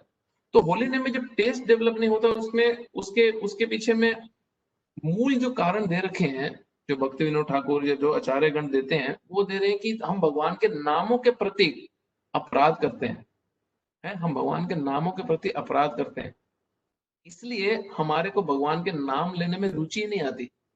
हमारे को हमारे को बॉलीवुड एक्टर एक्ट्रेसेस की आप घंटों बातें करवा लो, हमें चलेगा। आप हमारे को नेटफ्लिक्स पे, टीवी पे, सीडी वगैरह पे, आप मुझे हमारे को जितना मर्जी शो, टीवी सीरियल वगैरह दिखा लो, हमें चलेगा। हमें ये भी चलेगा कि हमने पिछली जनरेशन का कसौटी जिंदगी भी देखा था, हम इस जनरेशन वाला भी देखेंगे। हाँ, और उसको भी पूरा फॉलो करेंगे, हमें वो भी चलेगा। बट भगवान के नाम में जो जो टेस्ट है, जो औषधि है, किस चीज की औषधि? मेरी बीमारी सॉल्व करने की जो औषधि है, उसमें इंटरेस्ट नहीं लूंगा या नहीं आता। हाँ, कई केसेस जेन्युइन है, उनको बड़ी इच्छा है करने की, पर उनको टेस्ट ही नहीं आता। हाँ, कोई स्वाद ही नहीं है, उनको टेस्ट आ ही नहीं रहा है। तो क्या करें? तो क्या करें, उसका सोल्यूशन क्या है? तो शास्त्र बोलते हैं कि जो भी भगवान का नाम उच्चारण करना शुरू करता है, जिसको ये वैल्यू समझता है कि अरे, शास्त्र में तो बहुत प्रमाणिक रूप से ब्रह्मा जी जो स्वयं इस सृष्टि के रचयिता हैं, उन्होंने ही हरे कृष्ण महामंत्र को खुद इतना ग्लोरीफाई किया, और उसको उसको बहुत ही ऊंची पदवी दी। अब ब्रह्मा जी, अभी सपोज आप एक घर बनाते हो, अब आप एक बहुत बड़ा घर बनाते हो, और वहां पे एक अनजान व्यक्ति आता है, घर में एंटर करता है। तो वो अनजान व्यक्ति, एक आपका सपोज 15-20 कमरों का बंगला है, किसी का बहुत बड़ा मैंशन है, और आप एक अनजान व्यक्ति को उस घर में छोड़ देते हो, बोले भैया तू खुद ढूंढ के पीछे के रास्ते से बाहर निकल। तो उसके लिए बड़ी सरदर्दी हो जाती है कि इस घर से निकलना कैसे है मुझे, मैं इस घर में आ तो गया हूँ, बट इस घर से निकलूं कैसे बाहर। वो कमरे छांटता है, देखता है। अभी जिसने घर बनाया है, उसको ये मेहनत करने की जरूरत नहीं है, उसको सीधा पता भैया किचन के पीछे वाला जो दरवाजा है वो कबर्ड नहीं है, वो बाहर का एग्जिट है। तो ब्रह्मा जी जिन्होंने सृष्टि की रचना करी है, उनको ये भी पता है कि इस सृष्टि से बाहर कैसे निकलना है, क्योंकि उनकी रचना है ना। हाँ, तो ब्रह्मा जी को भगवान ने ये ज्ञान पहले ही दिया कि इस सृष्टि में फंसेंगे भी लोग कैसे, और इस सृष्टि से निकलेंगे भी लोग कैसे। तो ब्रह्मा जी इसीलिए अपनी कृपावश, अपने करुणा हृदय के कारण, क्योंकि भगवान के बहुत बड़े भक्त हैं, उन्होंने ये शास्त्र में ऑलरेडी ये सारा नॉलेज दे रखा है। तो जो कुछ अपराध जो मेंशन कर रखे हैं आचार्य ने, एक्चुअली 10 नाम अपराध है, हम सब ने डिस्कस करेंगे। उसमें सिर्फ पहले 2 ही मैं डिस्कस करूंगा आज, और वो भी डिटेल में नहीं जाएंगे ज्यादा, क्योंकि बहुत बड़ा सब्जेक्ट मैटर है वो। पहला नाम अपराध है कि जब भी भक्त लोग अपना बोरिया बिस्तरा इकट्ठा करके दूसरे भक्तों की निंदा में लग जाते हैं, या निंदा सुनने में या निंदा करने में, आप ये समझ लेना, आप बस एक पेज पे डेट लिखो कि ये व्यक्ति कब भक्ति से गिरने वाला है। इस डेट को मैंने पहली बार ही देखा था, इसको भक्तों की निंदा करते हुए या सुनते हुए। अब डेट अगली लिखनी है कि कब ये भक्ति छोड़ के, कब भगवान के नामों का उच्चारण छोड़ के वापस से अपने पिछले कचरे जीवन में जाने वाला। बस वेट करके वॉच ही करो। क्यों? क्योंकि हम स्वाभाविक दूसरों का क्रिटिसिज्म सुनना पसंद करते हैं। जब दूसरों लोगों की बात हो रही होती है ना, और वो भी क्रिटिसिज्म में, जब उनकी बुराई हो रही होती है, तो उसमें जो वो स्वाद है, वो एक बहुत ही स्वादिष्ट सब्जी से भी ज्यादा स्वाद है। और उसको सुनने का जो आनंद आता है, एक बद्ध जीव को, एक बुरी तरह से कंडीशन फंसे हुए आत्मा को, उसको बहुत स्वाद आता है। बट ये ही उसका बीमारी को बढ़ाने का सबसे बड़ा और कारण बनता है। तो जो व्यक्ति इस एक बुरी हैबिट से बच गया कि भक्तों की ना निंदा करनी है और ना सुननी है, और अगर कोई कर रहा है और उसको चुप नहीं करा सकते, तो चुपचाप वहां से निकल जाओ, सुनना मत। हाँ, जो भी कोई भक्तों की निंदा कर रहा है, भगवान के भक्तों की निंदा कर रहा है, भगवान को बर्दाश्त नहीं है वो। तो जो भगवान के नाम है, नाम चिंतामणि कृष्ण चैतन्य रस विग्रह पूर्ण शुद्ध नित्य मुक्त भिन्नत्व नाम नामिनो। जो भगवान के नाम है, वो चिंतामणि, टच स्टोन की तरह है। हाँ, टच स्टोन। हाँ, चैतन्य रस विग्रह, वो पूरी तरह उसमें लाइफ है। ये सिर्फ शब्द नहीं है, Cola Cola Cola Cola, Campa, Pepsi Pepsi, ये शब्द हैं, ये कुछ लेटर्स को जोड़ के उच्चारण है। बट जो भगवान के नाम है, राम, कृष्ण, ये जो वर्ड्स हैं, इसमें लाइफ है अपने आप में। हाँ, पूर्ण शुद्ध नित्य मुक्त, ये पूरी तरह से शुद्ध है, पूरी तरह से कंटामिनेशन फ्री। हाँ, नित्य मुक्त, ये पूरी तरह से मुक्त भी है। और लास्ट जो पॉइंट इसमें श्लोक में है, वो बहुत ही इंपॉर्टेंट समझना, अभिन्नत्वम नाम नामिनो। जिसका नाम है और जो व्यक्ति स्वयं है, वो दोनों सेम है। नाम और नामी दोनों सेम है। अगर मुझे अभी प्यास लग रही है और मैं यहाँ बैठ के बोलूं पानी पानी पानी पानी, तो मेरी प्यास नहीं बुझेगी, क्योंकि पानी का गिलास में जो पानी है और शब्द पानी दो अलग हैं। और अभिन्नत्व में नाम नामिनो, भगवान के नाम की स्पेशलिटी क्या है कि भगवान का नाम और भगवान स्वयं दोनों एक हैं। इसलिए जब भगवान के भक्तों की कोई निंदा करता है तो भगवान और उनके नाम में भेद ना होने के कारण भगवान का नाम अपनी कृपा से ले लेता है वापस। आपको भगवान के नाम में रुचि नहीं रहती, क्यों? क्योंकि आप उसी ही नाम के जो भक्त हैं, उसी भगवान के जो भक्त हैं, उसकी निंदा कर रहे हो आप। बहुत जरूरी है समझना। जिनके बच्चे हैं उनको ज्यादा जल्दी समझेगा कि अगर कोई सामने से अंकल आते हैं, आपका बहुत अच्छा दोस्त है, आपका बचपन का इतना क्लोज फ्रेंड है, इतना क्लोज फ्रेंड है कि आपने पूरा का पूरा जीवन अभी तक उसके साथ बिताया है, और वो सामने से आता है और आपके बच्चे को थप्पड़ मार देता है मुंह पे, और आपके बच्चे को मुंह पे आके थप्पड़ मारता है, तो आप पूछते भाई क्या हुआ? वो तो ऐसे ही, मैंने देखा शोर मच रहा था, मेरा परेशान हो गया, मैंने आके थप्पड़ मार दिया। आप एक दो बारी ज्यादा बर्दाश्त नहीं कर पाओगे अपने बेस्ट बेस्ट फ्रेंड को। क्यों? क्योंकि आपका बच्चा आपका दोस्त नहीं, आपके शरीर का अंग है। तो जो हम हैं वो भगवान के अंश हैं, और सारे जीव भगवान के अंश हैं।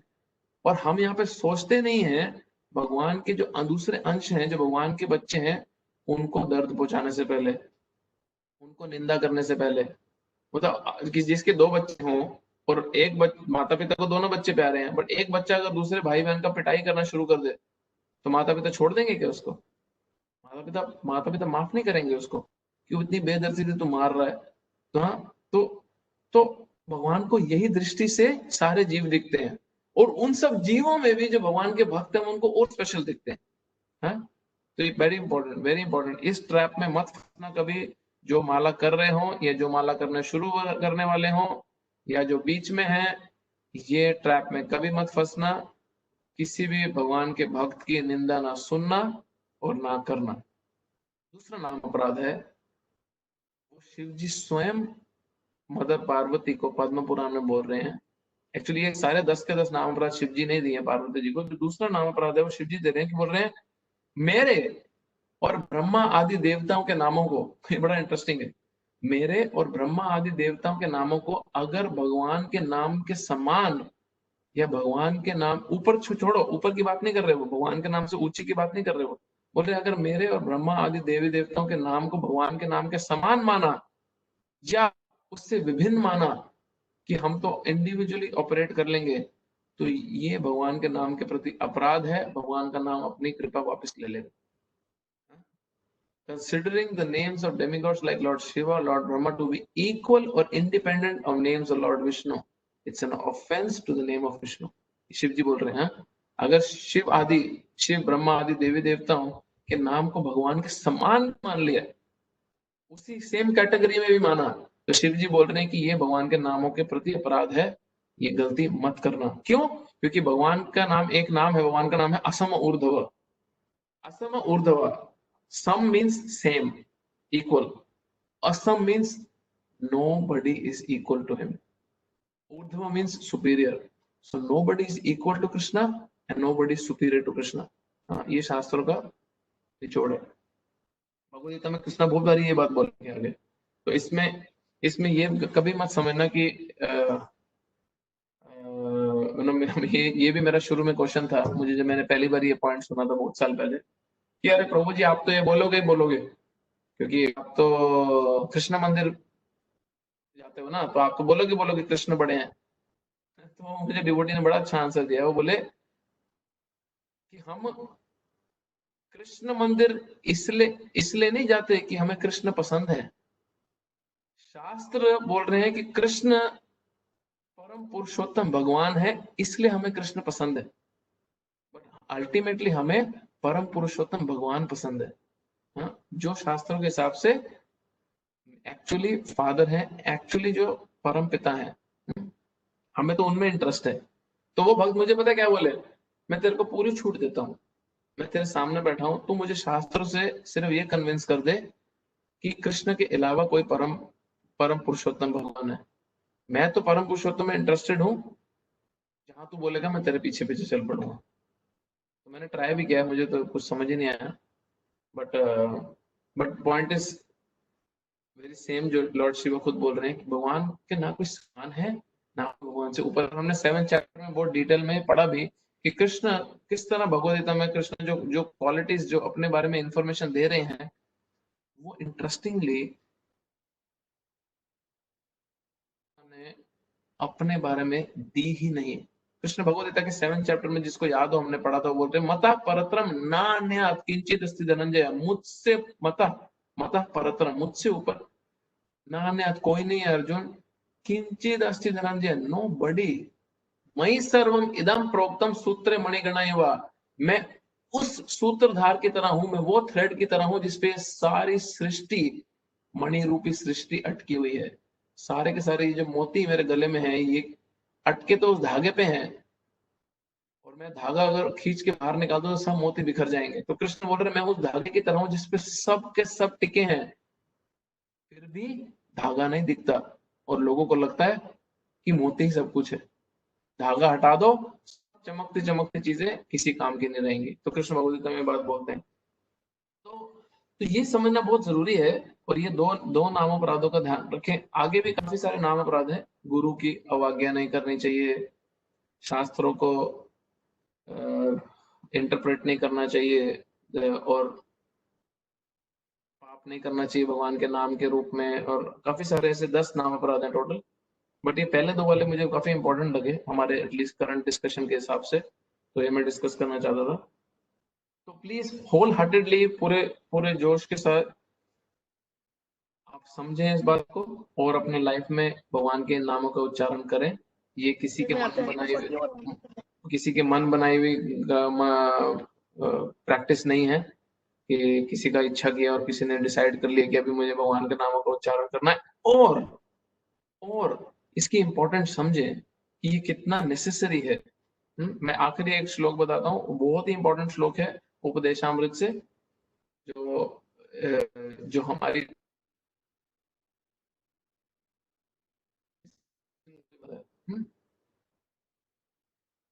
कृष्ण नाम चरितादिशिताप्य विद्या पितोपताप्तरसनस्य च रोचिकानु किंतु आदरादनुदिनं खलौ सैव जुष्ट स्वादे क्रमात् भवति तत्।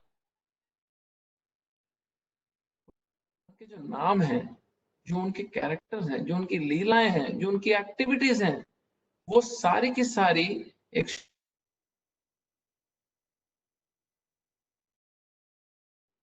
बट जो हमारी जीभ है वो हमारी जीभ के ऊपर जॉन्डिस नाम की बीमारी हो गई है। हाँ, जो पीलिया हो जाता है, जब जॉन्डिस लगता है, जब किसी व्यक्ति को जॉन्डिस होता है तो उसको हर चीज कड़वी लगती है। उसको गन्ने का जूस पिलाओ वो भी कड़वा लगता है, मीठा कुछ खिलाओ कड़वा लगता है, जॉन्डिस हो जाता है। तो बोल रहे हमारे हमारे हमारी चेतना पे, हमारी जीभ पे इग्नोरेंस का, अविद्या का, भगवान के इन अनंत गुणों को ना जानने की जो बीमारी लगी है जॉन्डिस रूपी, उसके कारण जब भगवान के हम इतने स्वीट, इतने इतने मधुर नामों का उच्चारण भी करते हैं तो हमारे को टेस्ट ही नहीं आता, हमारे को टेस्ट ही नहीं आता। बट क्या ये प्रॉब्लम है। बट बहुत अच्छा सोल्यूशन क्या दे रही है उपदेशामृत, वो बोलती है कि किताब में क्या लिखा है कि जॉन्डिस का इलाज भी वो मीठी कैंडी ही है, भले ही वो कड़वी लगे, खाते रहो खाते रहो खाते रहो, बीमारी अपने आप कम होगी और उसका स्वाद आना शुरू होगा। बीमारी अपने आप घटती जाएगी और वो मीठी कैंडी का स्वाद आने लगेगा। तो हम अगर सिर्फ भगवान के जो नाम अपराध हैं जैसे हमने डिस्कस करे वो गलतियां ना करें, और उससे जुड़े जो नाम अपराध हैं वो गलती ना करें, और भगवान के नामों को हम अनुदिनम रेगुलरली लेते रहें, तो शुरू में हमारे को नहीं लगेगा यार प्रभु जी बोल तो बड़ा रहे थे कि बड़ा मीठा होता है भगवान का नाम, मुझे तो नहीं लग रहा। शुरू में नहीं लगेगा, शुरू में उल्टा लग सकता है, क्योंकि अविद्या की बीमारी, अविद्या रूपी जॉन्डिस ने हमारे को पकड़ रखा है। बट इलाज भी यही है, इलाज भी जॉन्डिस का वो शुगर कैंडी ही है। इसलिए खाते रहें, और आप हैरान हो जाएंगे कि प्रॉपरली प्रैक्टिस करने के सिर्फ कुछ समय में ही आप सुबह उठोगे भी ना तो आप सिर्फ भगवान का कीर्तन ही करते उठोगे। आप उठोगे तो आपके मन में पहले जो थॉट होगा ना वो कीर्तन ही चल रहा होगा, हाँ? क्योंकि दिन में आपने वही किया। तो बहुत सारे डिवोटीज बहुत सारे डिवोटीज एक बहुत मेजर मिस्टेक करते हैं, वो मेजर मिस्टेक मैं पॉइंट आउट करना चाहता था अभी, मतलब मेरी भी है, सबकी है, वो हम सबके लिए है। और वो मिस्टेक है कि हम जब चैंटिंग करते हैं, हैं, हम जब चैंटिंग करते हैं तो हम चैंटिंग को अपना रिक्रिएशन, लग्जरी टाइम समझ के उसमें मल्टीटास्किंग करने की कोशिश करते हैं। मतलब चैंटिंग करते समय हम दो चार काम और निपटाने का प्रयास करते हैं। प्लीज ये गलती ना करें, क्योंकि भगवान के नाम भगवान से सेपरेट नहीं है, स्वयं भगवान है भगवान के नाम। और भगवान के नाम लेते समय जितना ज्यादा हम सिर्फ वही एक चीज करेंगे, उतना भगवान को बहुत जल्दी अट्रैक्ट करेंगे और भगवान को ये बहुत पसंद भी है। तो सिर्फ चैंटिंग करते समय एटलीस्ट हमारी कंडीशन में, हमारी स्टेट में सिर्फ और सिर्फ चैंटिंग ही करें। फोन, व्हाट्सएप, फेसबुक, क्लीनिंग, मुझे एक भक्त बता रहे थे वो 2 घंटा माला करते हैं हर रोज, और 2 घंटा माला करते समय अपने घर के सारे क्लीनिंग के काम भी निपटा लेते हैं। और एक हाथ में उनकी माला होती है, बीट बैग चल रहा होता है, और उल्टे हाथ से वो घर की सारी क्लीनिंग भी कर लेते हैं। हाँ, अब ये चैंटिंग है, मतलब क्लीनिंग और भगवान को एक स्तर पे लाके हमने खड़ा कर दिया। तभी तो क्लीनिंग को इम्पोर्टेंस है ना चैंटिंग के समय। हम्म। एक आंटी, मैंने देखा एक बार इंडिया में, मेरे आंटी थे, वो चैंटिंग कर रहे थे। तो अब दिन भर जैसे बिजी रहे होंगे, 16 माला करने में 2 घंटा लगता है उनको। अब टाइम हो गया शाम के 7, 7:30। अब वो समय तो था के से स्टार्ट होने वाले सारे महान सीरियलों का, क्योंकि सास भी कभी बहू थी, कहानी घर घर की थी, कसौटी जिंदगी, जो जो मुझे नाम याद आ रहे हैं पहले के। तो अब माला तो करनी है, क्योंकि उन्होंने मन में लिया जी अब कुछ बुरा हो जाएगा, जी अब कुछ तो हो जाएगा, माला तो करनी है। तो उन्होंने 4 सीरियल भी देखे और 16 माला भी करी। तो माला भी हो गई और सीरियल भी मिस नहीं हुए।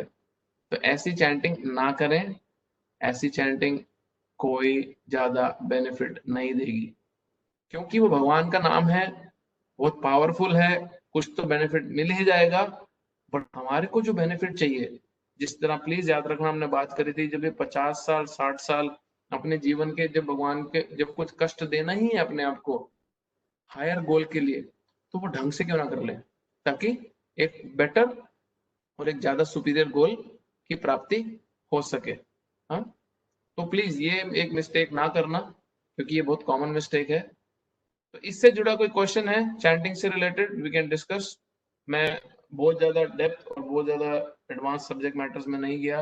अगर आप होप कर रहे थे तो आई एम वेरी सॉरी। वो मेरा। प्रभु हरि बोल प्रभु। हाँ जी। प्रभु मेरा वो एक क्वेश्चन था कि ओम ओम कैसे हरे कृष्णा महामंत्र में आता है? पिछली बार अगर इस पे आप कुछ थोड़ा। आपने पूछा था, तो अब समझो, जैसे मैंने आपको लास्ट टाइम एक बार बोला था कि आप मुझे सड़क पे दिखो और मैं आपको बोलूं ओ, ओ इधर आओ लड़के, ओ लड़के इधर आओ। और फिर मैं दूसरी तरफ में आपको मैं बोलता हूँ कि ओ विनीत, विनीत ब्रो इधर आना। तो दोनों में फर्क क्या है? दोनों सही स्टेटमेंट है। आप लड़के हो और मैं आपको बोल रहा हूँ ओ इधर आ। बट दूसरी स्टेटमेंट में क्या है फर्क? मैं आपको पर्सनली जानता हूँ और मैं जानता हूँ, अरे विनीत, अच्छा तुम आईटी में काम करते हो, अच्छा तुम यहाँ रहते हो, मेलबर्न में इस जगह पे रहते हो, अच्छा तुम दिल्ली से इस जगह पे हो, अच्छा तुम्हारे 2 बच्चे हैं, तुम्हारे पापा मम्मी इंडिया से आए हुए हैं। तो ये क्या हो गया, ये मेरे को आपके पर्सनल इंफॉर्मेशन काफी होने के कारण मैं आपसे रिलेशनशिप एस्टेब्लिश कर पाऊंगा। और पहले केस में मैं सिर्फ आपसे अपना काम जितना है उतना ले पाऊंगा, और दूसरे में मेरा आपसे एक रिलेशनशिप एस्टेब्लिश होगा। तो जब ओम का उच्चारण किया जाता है तो वो भी वही स्पिरिचुअल ध्वनि है, जो बहुत पावरफुल ध्वनि है, जो उस ही परम पिता भगवान को पुकारा जा रहा है। बट उस ध्वनि को जाप करने का मतलब है कि हमारे को भगवान के पर्सनल इंफॉर्मेशन नहीं है। तो जिसको भगवान की, जिसका वो सौभाग्य नहीं है कि उसको भगवान के बारे में पर्सनली इंफॉर्मेशन मिल सके, जो इतना फॉर्चुनेट हो कि वो भगवान के भक्तों के कांटेक्ट में आके भगवान के बारे में जान सके, वो उसके लिए शास्त्रों में ओम उच्चारण उसको स्पिरिचुअल प्रगति देगा। बट जो फॉर्चुनेट है वो, और जो फॉर्चुनेट है और वो भगवान से अपना रिलेशनशिप एस्टेब्लिश करने की इंफॉर्मेशन जानता है और भगवान से पर्सनली रिलेशनशिप अपना एस्टेब्लिश कर सकता है, तो वो, उसको ओम उच्चारण करने की जरूरत नहीं है, वो डायरेक्टली भगवान के शुद्ध नामों का उच्चारण करे और उनसे रिलेशनशिप एस्टेब्लिश करे। यही फर्क है। इसीलिए आप देखोगे जितने भी वैदिक मंत्र रहे हैं पहले, उन सब की बिगिनिंग होती है ओम से। ओम नमो भगवते वासुदेवाय। तो very important to figure understand. ठीक है।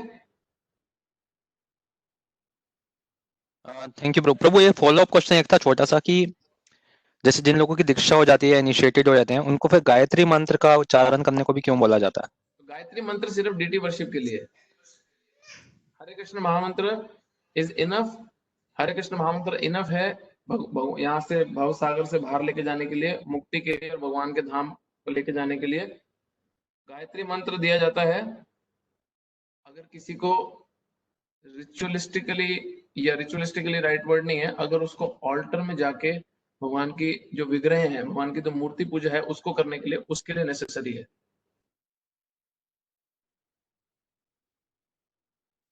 ओके ओके प्रभु, थैंक यू प्रभु। ठीक है ना। हरे कृष्ण प्रभु जी। प्रभु जी गौरव हियर। बोलिए ना प्रभु। प्रभु जी जैसे क्विक वन, जैसे हम कहते हैं कि हरे कृष्ण महामंत्र हमें प्यूरिफाई करता है, इसी प्रकार क्या गायत्री मंत्र भी हमें प्यूरिफाई करता है? गायत्री मंत्र मैं बोल रहा ना, गायत्री मंत्र किसी किसी दूसरे व्यक्ति का नहीं है, वो भी भगवान का ही उच्चारण है। हाँ, वो भी भगवान का ही उच्चारण है, भगवान की क्वालिटीज का ही उच्चारण है। समझ रहे हैं। बट गायत्री मंत्र जो है, गायत्री मंत्र दीक्षा मंत्र है। गुरु शिष्य को दीक्षा देने के लिए गायत्री मंत्र प्रदान करते हैं। हाँ, और गायत्री मंत्र जब किसी को भगवान के अर्च विग्रह, भगवान की जो डीटीज है, उनकी जब वर्शिप करनी हो, उसके लिए दिया जाता है गायत्री मंत्र। आप देखोगे गायत्री मंत्र जिनको थ्रेड होता है, जो जनेऊ ब्राह्मण थ्रेड होता है, वो गायत्री मंत्र थ्रेड पे किया जाता है। और गायत्री मंत्र सिर्फ दिन में 3 बार उच्चारण किया जाता है, 3 संध्याओं पे। जो 3 संध्याएं हैं उस समय भी किया जाता है। तो प्रभुपाद जी से उनके शिष्य ने क्वेश्चन पूछा था जाके कि प्रभुपाद मेरे पास ज्यादा समय है, आज मैं फ्री हूँ, मैं ज्यादा गायत्री मंत्र कर लूं? तो प्रभुपाद ने बोला नहीं, अगर तुम्हारे पास ज्यादा समय है और तुम्हारी तीनों गायत्री होगी तो तुम हरे कृष्ण महामंत्र करो। क्योंकि युग धर्म, इस कलयुग का, जो कलयुग को पावन करने वाला जो महामंत्र है, वो कृष्ण का नाम मंत्र है, वो हरे कृष्ण महामंत्र है। हाँ, देखो हर युग में एक प्रोसेस दिया गया है उस युग को सक्सेसफुली क्रॉस करने के लिए, उस पर्टिकुलर समय को, उस पर्टिकुलर टाइम को सक्सेसफुली पार करने के लिए एक प्रोसेस दिया हुआ है। तो हर युग का एक धर्म दिया हुआ है। मैं एक्चुअली भूल गया, पहले बताना चाहता था ये। कृतय ध्यायते विष्णु त्रेता यज्ञ तो द्वापर परिचर्यायान कलो सद हरि कीर्तन। सतयुग में, कृतयुग में मेडिटेशन था युग धर्म। मेडिटेशन, ध्यान से प्रगति करते थे और आध्यात्मिक जगत की प्राप्ति होती थी। फिर त्रेता यज्ञ तो मुख, जो श्री राम जिस युग में आए, त्रेता युग में आए, उसमें यज्ञ करके, बहुत बड़े बड़े यज्ञ करके, ये युग धर्म था। और यज्ञ में क्या होता था, बहुत मंत्र का उच्चारण किया जाता था, भगवान के शुद्ध नामों का उच्चारण किया जाता था, बट बहुत बड़ी बड़ी आहुतियां दी जाती थी। कितना कितना किलो सोना, शुद्ध घी। आज किसी को शुद्ध घी मिला तो पहले घर में छुपा के रख ले भाई, रोज एक चम्मच खाने को मिलेगा शुद्ध घी का। घी नहीं मिलता शुद्ध, तो यज्ञ में डाल के कौन आग में फूकेगा उसको। तो ये ना प्योर इंग्रेडिएंट्स हैं, ना प्योर उच्चारण करने वाले ब्राह्मण हैं, सब मिक्स्ड अप इतना है। तो फिर अगली जो एज आई द्वापर युग, उसमें द्वापर परिचर्यायान, भगवान के बहुत बड़े बड़े मंदिरों की स्थापना की गई और भगवान की मूर्ति पूजा बहुत ही ग्रैंड स्केल पे, बहुत सुंदर तरीके से की गई। आप साउथ इंडिया में जाकर देखोगे, जो हजारों हजारों साल पुराने इतने बड़े बड़े मंदिर बने हैं, जगन्नाथपुरी में आप देखोगे तो 3000 साल पहले से क्या क्या प्रथा चल रही है। आज अगर आप उसको एस्टेब्लिश करना चाहो तो आपके लिए पॉसिबल नहीं है इतने ग्रैंड स्केल पे एस्टेब्लिश करना। एक सिंपल एग्जांपल दे देता हूँ, भगवान को प्लास्टिक और ये घटिया मटेरियल की चीजें पहनाना अलाउड नहीं था। सिर्फ गोल्ड, डायमंड, जो प्रेशियस जूल्स हैं, और चांदी थर्ड क्लास, तो चांदी की प्लेटें भी शायद ही रखते होंगे, वो भी गोल्ड की होनी चाहिए। तो ये तो स्टैंडर्ड था। अब कौन करेगा ये स्टैंडर्ड? आप करके देखो मंदिर में, आपके 2 दिन में चोरी ना हो जाए यहाँ पे। हाँ, जिन मंदिरों में इतना इतना सोना पड़ा था सब गायब हो लिया ऑलरेडी। तो हर किसी के वो बस के नहीं है, इसलिए कलयुग में वही सक्सेस पाने के लिए जो सोल्यूशन दिया गया शास्त्रों में, भागवतम में दिया गया एक्चुअली, जो सतयुग में, त्रेता युग में, द्वापर युग में इन बड़ी बड़ी मुश्किल मुश्किल चीजों से जो परफेक्शन मिलती थी, कलो तद हरि कीर्तन, अब कलयुग में सिर्फ हरि कीर्तन से वही सक्सेस प्राप्त हो जाती है। तो गायत्री मंत्र का एक अपना महत्व भी है और उसका एक पर्पस भी है। हाँ, गायत्री मंत्र, अभी जैसे मैं भी गायत्री करता हूँ, दिन में 3 बार ही गायत्री करता हूँ। हाँ, उसमें गुरु मंत्र होता है, उसमें आपका गोपाल मंत्र होता है, उसमें आपका जैसे पहले जो मूल मंत्र है ओम भूर्भुवः स्वः, जो सबको पता है, ऐसे ऐसे 7 मंत्र हैं और सबको 10-10 बारी चैंट करना, और 70 मंत्र दिन में 3 बारी चैंट जप करने होते हैं। बट फिर भी अगर कोई गायत्री ना भी छुए, अगर कोई गायत्री ना भी छुए और वो सिर्फ हरे कृष्ण महामंत्र जो भगवान के शुद्ध नाम है उच्चारण अपने आजीवन करता रहे, उसको 100% गारंटीड वो डेस्टिनेशन मिलेगी जो सिर्फ आप गायत्री कर करके शायद ना प्राप्त कर सको। क्यों? क्योंकि युग धर्म हरि नाम कीर्तन है, युग धर्म गायत्री मंत्र नहीं है। गायत्री मंत्र पावरफुल है बट युग धर्म नहीं है। कलो तद हरि कीर्तन है युग धर्म, हरि के नामों का कीर्तन है युग धर्म, और वो भी संकीर्तन, आपस में सब मिल के कीर्तन करें। क्यों? क्योंकि एक व्यक्ति का मन क्या है, डिस्टर्ब्ड है, बट जब सब साथ आते हैं और कॉन्ग्रीगेशनली चैंट करते हैं तो बहुत इफेक्टिव रहता है। इसलिए हमारे को प्राइवेटली भी अपना जपा करना है और भक्तों के साथ मिलकर भी कीर्तन करना है, दोनों करने हैं। ठीक है प्रभु?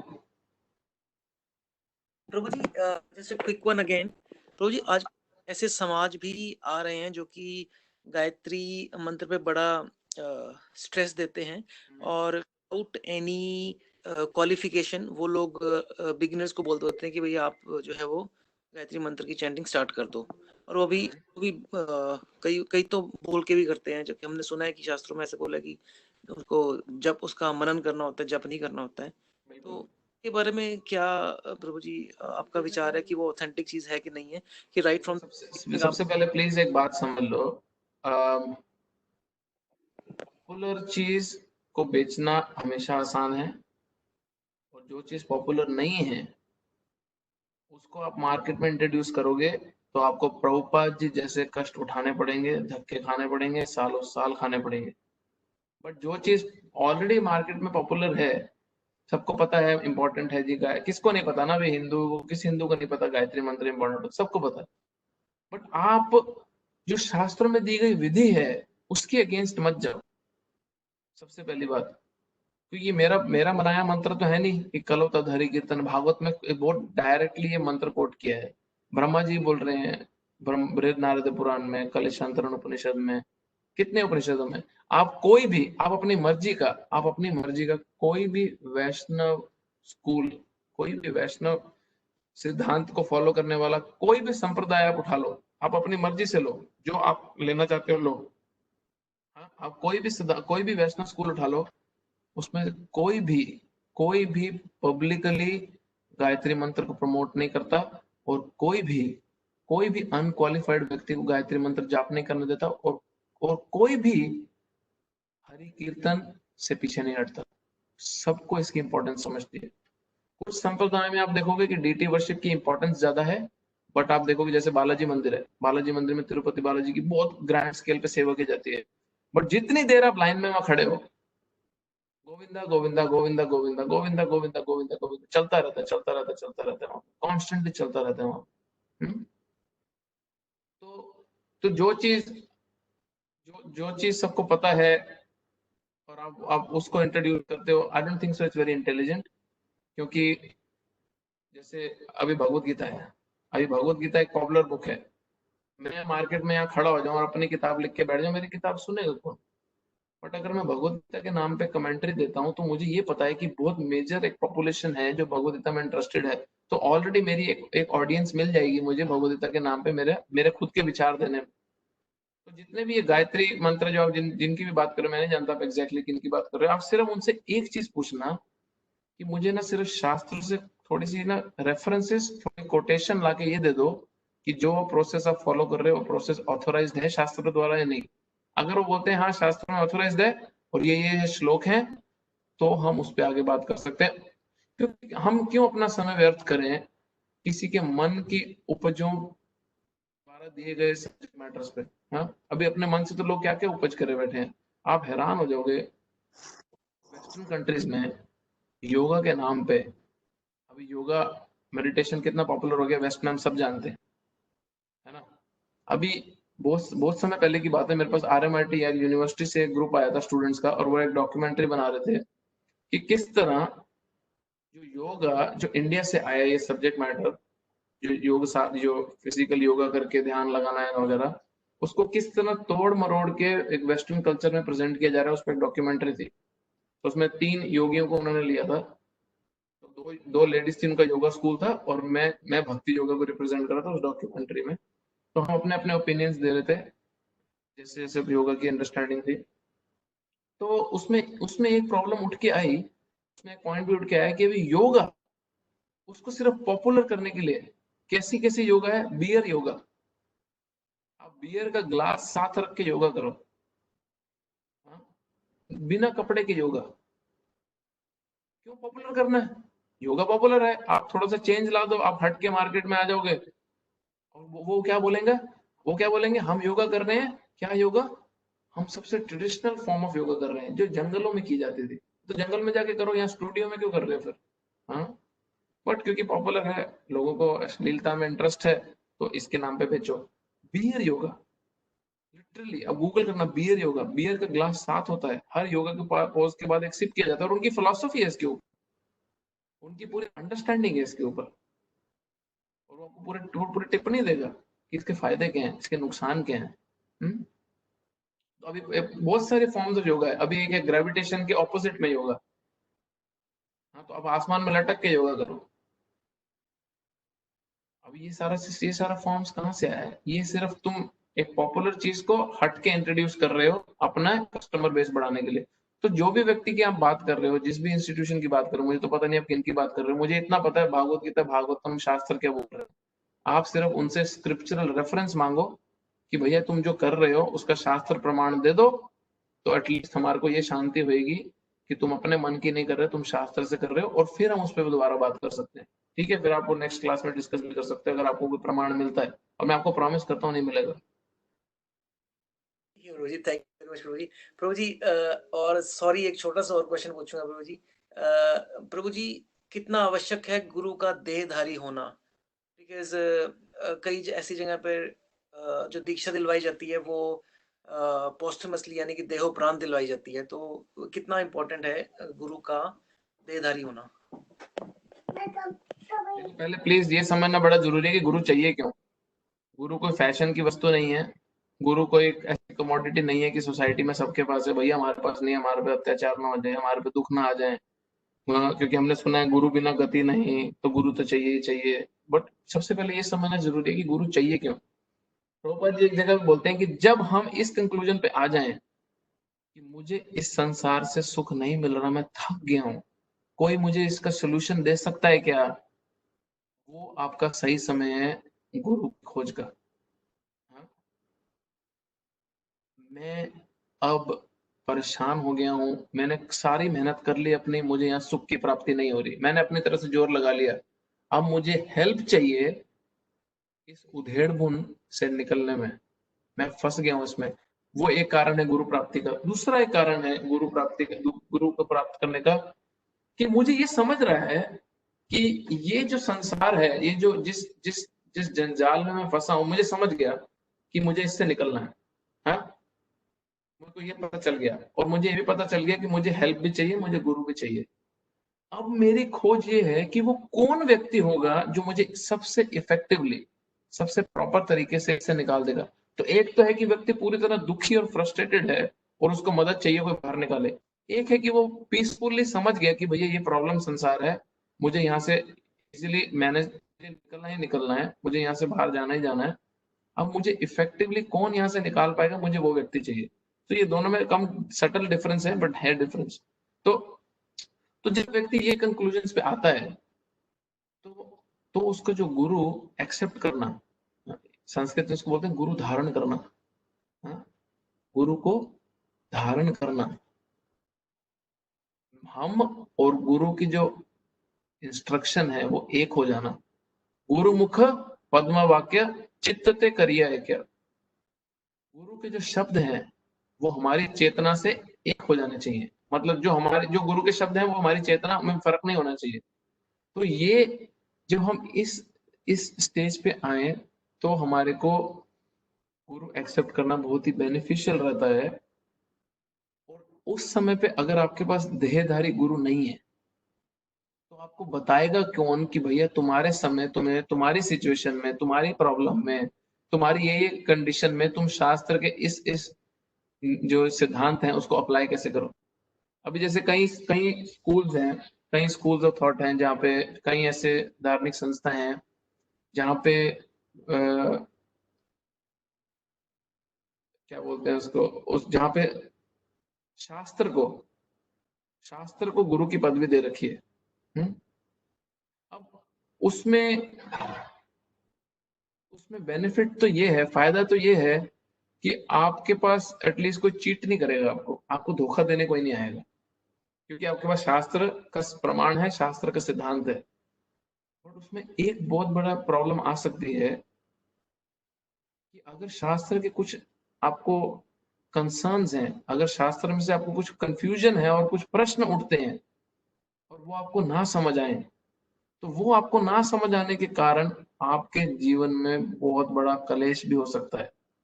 और इसका मतलब क्या है कि आप ऐसे ऐसे सिद्धांतों पे, ऐसे निर्णय पे आओगे जो असली में जो सिद्धांत जो शास्त्र के उससे पूर्ण रूप से, उसका जो मूल मतलब है उससे पूरी तरह अलग होगा। मैं आपको एग्जांपल दे देता हूँ। जैसे जैसे शास्त्र में एक जगह पे आता है कि हम कोई भी स्क्रिप्चर उठा लें, उसमें आता है कि अगर हमारे को भगवान की भक्ति में आगे बढ़ना है, फॉर एग्जाम्पल अगर हमारे को भगवान की भक्ति में आगे बढ़ना है तो हमारे को इस मोह माया से, इस परिवार से, इस दुनिया, दीन दुनिया से सबसे अपनी आसक्ति खत्म करनी होगी और भगवान में अपनी आसक्ति बढ़ानी होगी और यहाँ से पूरी तरह डिटैच होना होगा, यहाँ से पूरी तरह विरक्त होना होगा। अब ये शास्त्र का हमने एक कंक्लूजन पढ़ लिया। अब इस समय ये पढ़ने के बाद अगर आपको गाइड करने वाला कोई नहीं है तो आप अपना परिवार भी बर्बाद कर सकते हो और आप अपना जीवन भी बर्बाद कर सकते हो। अगर आपको इस समय पे समझाने वाला नहीं है कि ये विरक्ति, ये जो डिटैचमेंट है, ये जो परिवार से और समाज से, इससे जिससे जो आसक्ति कम करनी है, ये करनी कैसे है, ये ग्रेजुअली होगी, सक्सेसफुली कैसे की जाएगी, इसको अचीव कैसे किया जाएगा, इसको अभी के अभी करना है, इसको एक्चुअली में करना कैसे है, उसके लिए देहधारी गुरु इतना इंपॉर्टेंट है जितना शास्त्र इंपॉर्टेंट है। जितना शास्त्र इंपॉर्टेंट है। तो अगर अभी देखो जैसे कुछ रिलीजन्स की हम बात करें जहाँ पे ग्रंथ को ही गुरु माना जाता है। अब आप ये देखो कि ग्रंथ को ही अगर गुरु माना जाता है और बहुत कुछ लोग हैं जो उसके एकदम मूल सिद्धांत, जो एक्चुअल मीनिंग है, उस पर टिके हुए हैं, ठीक है, वो तो उनकी प्रगति होती रहेगी। बट उसी एक स्क्रिप्चर में, उसी एक शास्त्र में, उसी एक किताब, कोई 20 किताब नहीं है, एक ही ग्रंथ है, उसी एक ग्रंथ को फॉलो करने में 2500 गुट बन गए हैं। उसी एक ग्रंथ को फॉलो करने में 25 गुट बन गए हैं और 25 के 25 आपस में भिड़ने को तैयार रहते हैं और किसी की फिलॉसफी मैच नहीं करती एक किताब से। ये प्रॉब्लम है अगर देहधारी गुरु नहीं है उस शास्त्र को समझाने के लिए। तो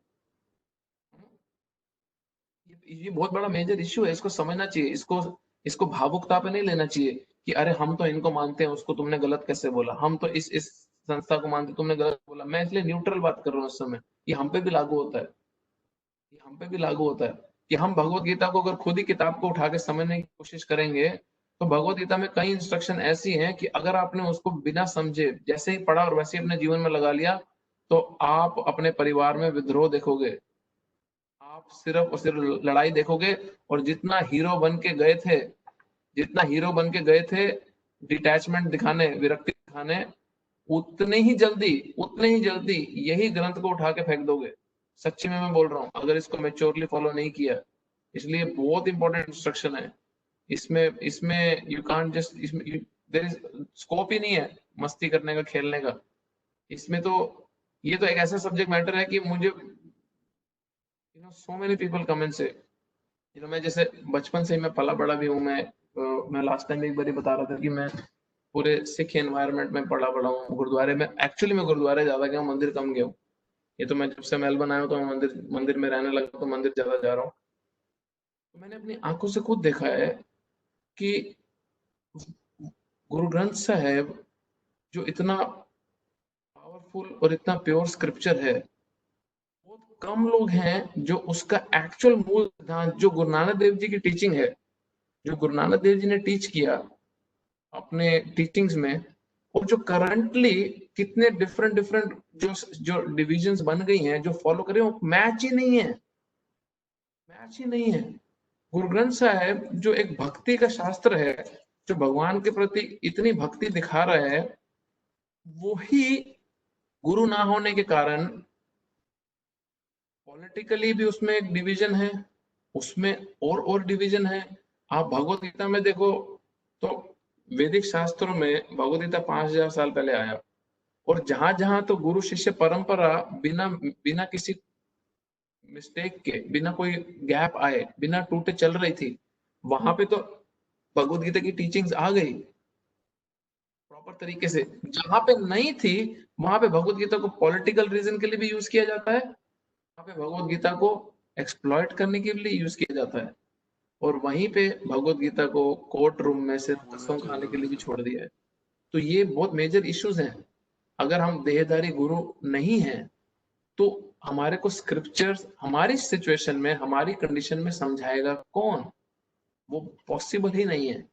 समझाएगा कौन? ये बहुत ही बोगस बात है जब वो व्यक्ति बोलता है कि मैं तो भगवान से अपना डायरेक्ट कनेक्शन लगाऊंगा। अरे हम ऑनेस्टली मैं आपको बोलता हूँ, हम इतना भी फिगर आउट नहीं कर सकते हम अपने जीवन में, हम इतना भी फिगर आउट नहीं कर सकते बिना किसी दूसरे की मदद के कि एक अच्छा पेन होता कौन सा है, एक अच्छा पेन होता कौन सा है। वो भी हम एक आधे लोगों से पूछ लेते हैं, इंफॉर्मेशन ले लेते हैं, दुकानदार से, भैया से पूछते हैं भैया कौन सा लूं, उसमें भी हमारे को हेल्प चाहिए रहती है। और यहाँ पे हमने भव सागर से पार जाना है, यहाँ पे हमने पूरी मटेरियल एग्जिस्टेंस को पार करके जाना है। और हमारी ऑडेसिटी देखो, हमारी हिम्मत देखो, हम अकेले किताब उठाना चाहते हैं, शास्त्र उठाना चाहते हैं, ग्रंथ उठाना चाहते हैं, उसको पढ़ना चाहते हैं, उसको समझना चाहते हैं, और उसी से बाहर जाना चाहते हैं। और उसी ग्रंथ में चीख चीख के ग्रंथ बोल रहा है बिना गुरु गति नहीं, गुरु बिना गति नहीं। वो सुनना ही नहीं हमने, वो हमने सुनना ही नहीं है। हम क्या करेंगे जी? हम तो खुद ही अपना रास्ता नापेंगे, खुद ही रास्ता ढूंढेंगे।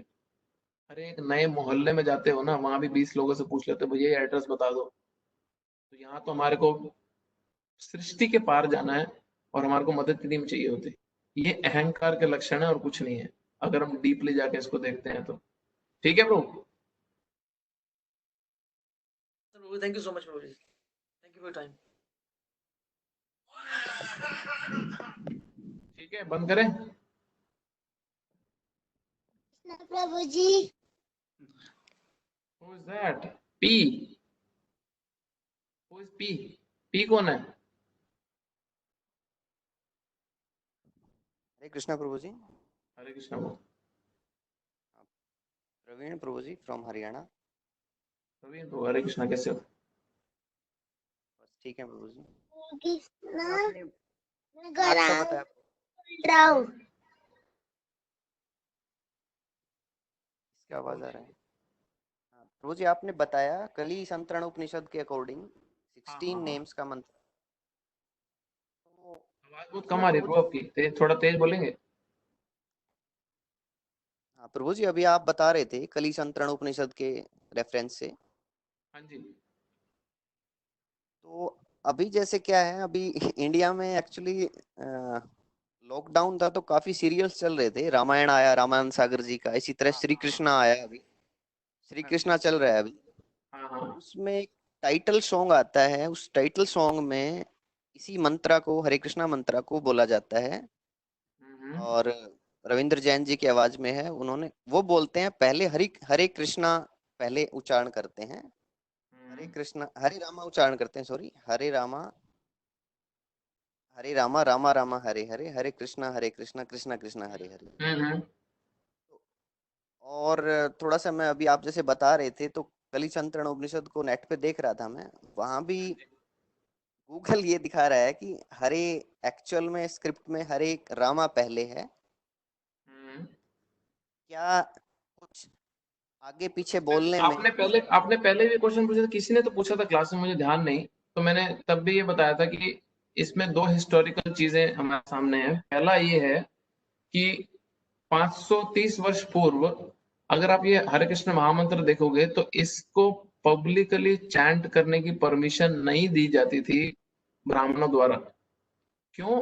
क्योंकि स्क्रिप्चर्स में ये सीक्रेट मंत्र की तरह माना जाता था। अब भी करंटली अब भी वृंदावन में कितने ऐसे बाबा जी हैं, ऐसे सिद्ध पुरुष हैं जो प्राइवेटली बिना पब्लिक में आए इस मंत्र का उच्चारण करते हैं और पब्लिक के साथ नहीं शेयर किया जाता। और वो एक दिन में 8 से 12 घंटे से 16 घंटे तक भी इसका उच्चारण करते हैं एवरी सिंगल डे। तो 5 से 530 वर्ष पूर्व जब भारत का जो जो अभी तो इंडिया में किसी को भी जो भी करना है वो बाहर जाके कर सकता है, कोई रोक टोक नहीं करेगा उसको। बट पहले में अगर आप कोई भी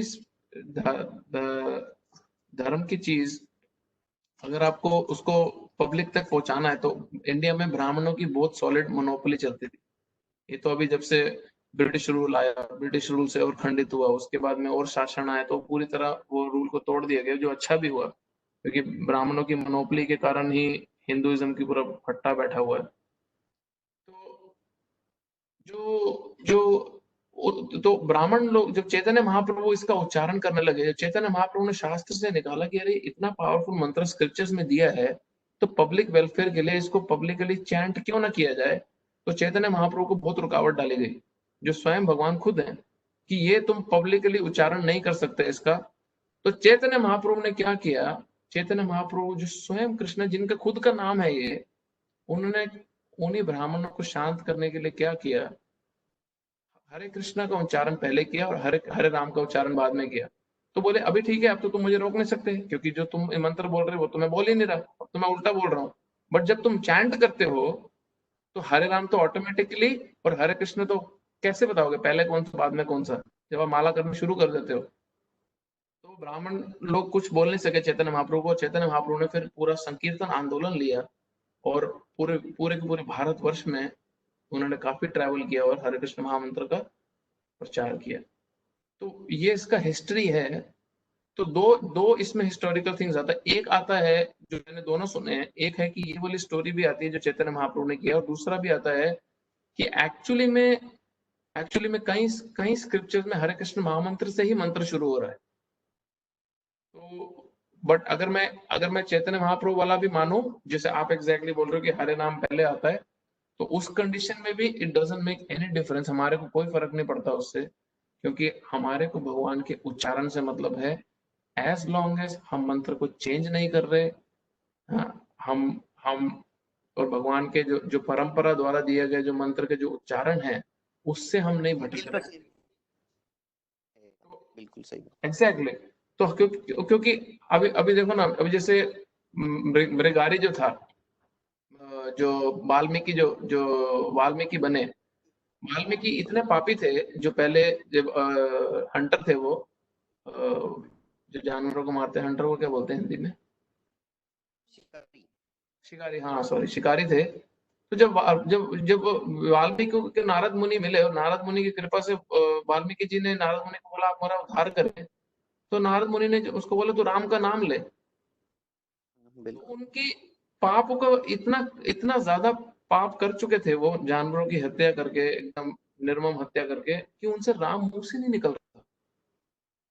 तो अब नारद मुनि वहां पे क्या बैठे हैं, नारद मुनि क्या बोले कि नहीं, पहले तो तू जब तक सीधा नाम भगवान का नहीं लेगा तेरा उद्धार नहीं हो सकता, तू पहले राम ही बोल दी, राम ही बोल ना। नारद मुनि ने इमीडिएटली ट्रिक क्या अपनाई, फर्क क्या पड़ता है, तू मरा बोल, तू मारता आया ना अपने जीवन भर, आज तक तूने सिर्फ खून ही किए है ना जानवरों के, तो तू अभी भी मार, और तू मरा मरा मरा मरा मरा मरा मरा मरा मरा, बस तू मरा मरा बोल।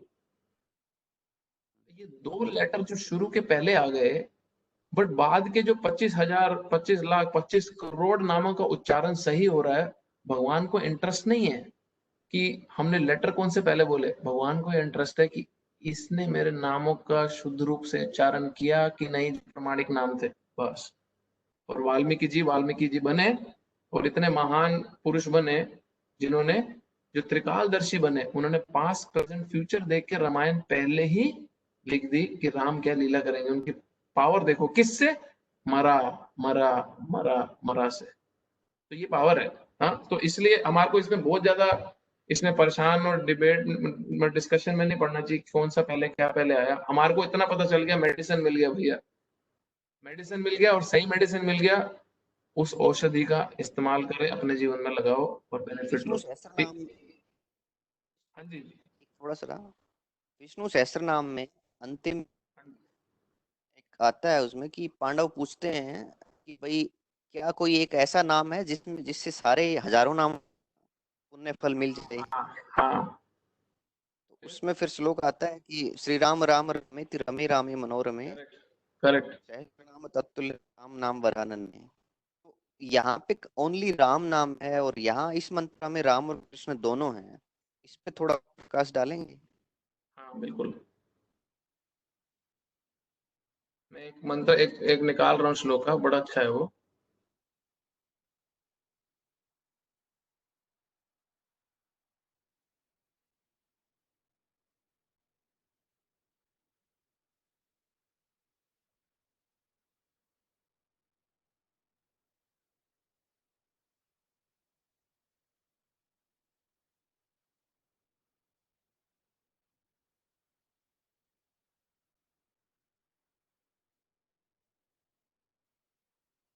तो उसमें आता है राम राम रामति, है ना, जो आपने वर्ष बोला कि 3 राम के नाम उच्चारण करने से 1000 विष्णु के नामों के उच्चारण समान है ना। वो विष्णु सहस्त्र नाम में जो अभी आप जिन श्लोक को कोट कर रहे थे, तो ब्रह्मांड पुराण में श्लोक आता है, सहस्र नामान पुण्यम त्रिर अवृत्त यत् फलम एक वृत्तस्तु कृष्ण से नामायकम तत्प्रेक्षति। अगर कोई केन श्री कृष्ण श्लोकेन का नाम वो एक बार बोलते हैं ना हाँ, पांडव। क्या क्या क्या बोल रहे हो प्रवीण प्रभु, क्या कह रहे हो आप? वही कि एक श्लोक के बारे में है राम का, ऐसे ही कृष्ण भगवान के बारे में भी है इसमें। एग्जैक्टली वही श्लोक ही मैं आपको बता रहा हूँ, जो श्लोक है ब्रह्मांड पुराण में, कि राम भगवान का नाम इतना पावरफुल है कि 3 राम के उच्चारण 1000 विष्णु के नाम बराबर हो जाते हैं। ये श्लोक है। अगर कोई कृष्ण का एक बारी नाम लेता है तो जो बेनिफिट उसको 3 बारी पूरा का पूरा विष्णु सहस्त्र नाम लेने का मिलता है, और जो 3 राम के नाम लेने में मिलता है वो कृष्ण के एक नाम के उच्चारण से मिल जाता है। तो इसलिए जो पूरा हरे कृष्ण महामंत्र बना है, ये बहुत पावरफुल वर्ड्स को पिरोया गया है एक साथ। ये कॉम्बिनेशन होगा ऑर्डिनरी दोनों। मंत्र नहीं है। इसीलिए वेस्टर्न कंट्रीज में इतने बड़े स्केल पे कृष्ण के भक्त सिर्फ ये नाम उच्चारण से ऐसे नहीं बन गए, क्योंकि बहुत ही बहुत ही बहुत ही इंटेंस इसका इफेक्ट है अगर कोई प्योरली लेता है तो। हम्म? विष्णु का 1000 नाम राम के 3 नाम के बराबर है, और कृष्ण का एक नाम राम के 3 नाम के बराबर है। तो और तो कई कई बार लोग क्वेश्चन पूछते हैं कि अच्छा जी, तो बड़े कौन छोटे कौन? अरे वो एक ही व्यक्ति है, सिर्फ उसके नाम की महिमा ऐसी है। विष्णु, राम और कृष्ण में भेद नहीं है, बट उनकी लीला इतनी अमेजिंग है कि वो ये सिर्फ हमारी मटेरियल कैलकुलेशन से हमारे को अपनी महत्व दिखा रहे हैं बस।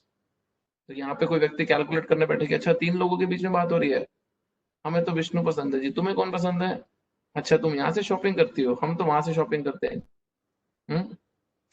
ये और ये हम में से कोई आंध्रा या वहां से हैं अगर तेलंगाना से, तो वो एक पोथन्ना जी हुए हैं वहां पे, उनके बारे में और डिटेल में बता सकते हैं कि वो राम भगत थे और उन्होंने फिर महाआंध्रा भागवतम को कन्वर्ट, जो अपनी भागवतम है उसको तेलुगु में कन्वर्ट किया, तेलुगु में मतलब अनुवादित किया महाआंध्रा भागवतम नाम से। और बड़े ही तुलसी बाबा की तरह राम भक्त थे वो। और उनके बारे में बताते हैं प्रभु जी की खुद भगवान ने आके मतलब उनकी हेल्प की लिखने में। और एक बार तो वो खुद अपने रूप उनके रूप में भगवान उनके घर आए, वो जब घर से बाहर थे तो लिख के चले गए। अगर हम में से कोई है वहां के तो वो इसीलिए डिटेल में बता सकते हैं हमें ये बात। हाँ, इसीलिए बहुत जरूरी है कि हम मटेरियल स्तर पे, भौतिक स्तर पे इनमें भेदभाव ना करते हुए शास्त्र के जो बहुत प्रमाण है उसको एज इट इज ले लें, बस एज इट इज, बिना बिना किसी चीज के। जो आप बोल रहे हो एग्जैक्टली सही बोल रहे हो कि अभी मैं आपको एक छोटी स्टोरी सुनाता हूँ, फिर दूसरा किसी का क्वेश्चन है, अभी मैसेज आया हुआ उनका। हनुमान जी द्वारका में जब कृष्ण थे तो हनुमान जी एक जगह पे सेवा कर रहे थे, अपनी रामायण पढ़ रहे थे।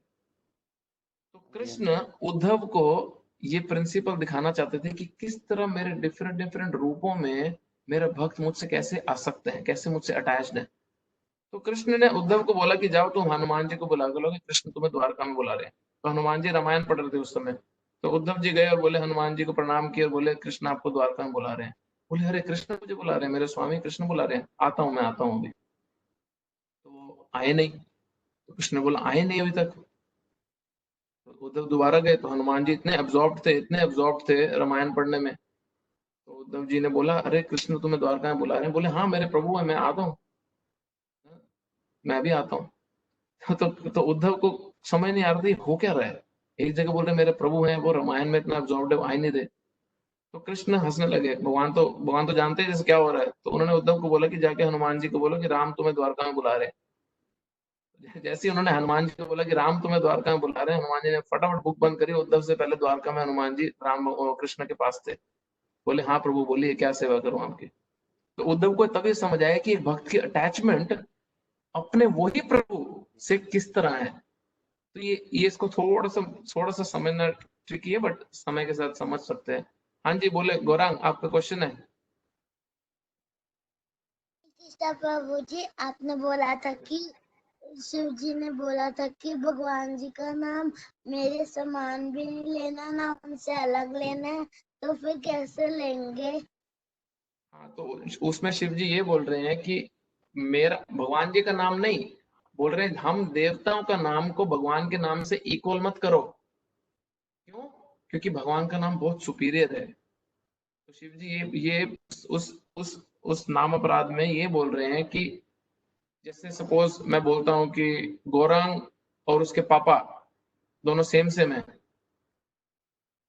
तो ये बात तो गलत हो जाएगी, क्योंकि पापा तो गौरांग से सुपीरियर है ना। हाँ, तो गौरांग के जो पापा हैं वो तो गौरांग से सुपीरियर हैं। तो मेरा ये बोलना कि गौरांग और उसके पापा सेम सेम है, ये गौरांग को भी अच्छा नहीं लगेगा और उसके पापा को भी अच्छा नहीं लगेगा।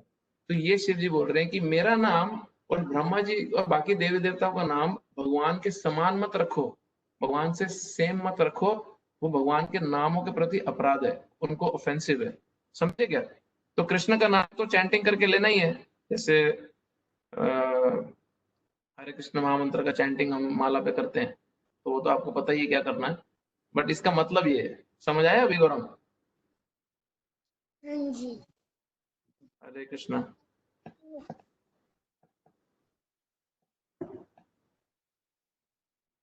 ठीक है, आज का लंबा हो गया थोड़ा।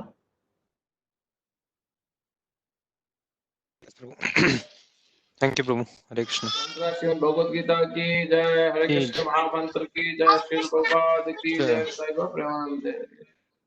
हरे कृष्णा। हरे कृष्णा। हरे कृष्णा।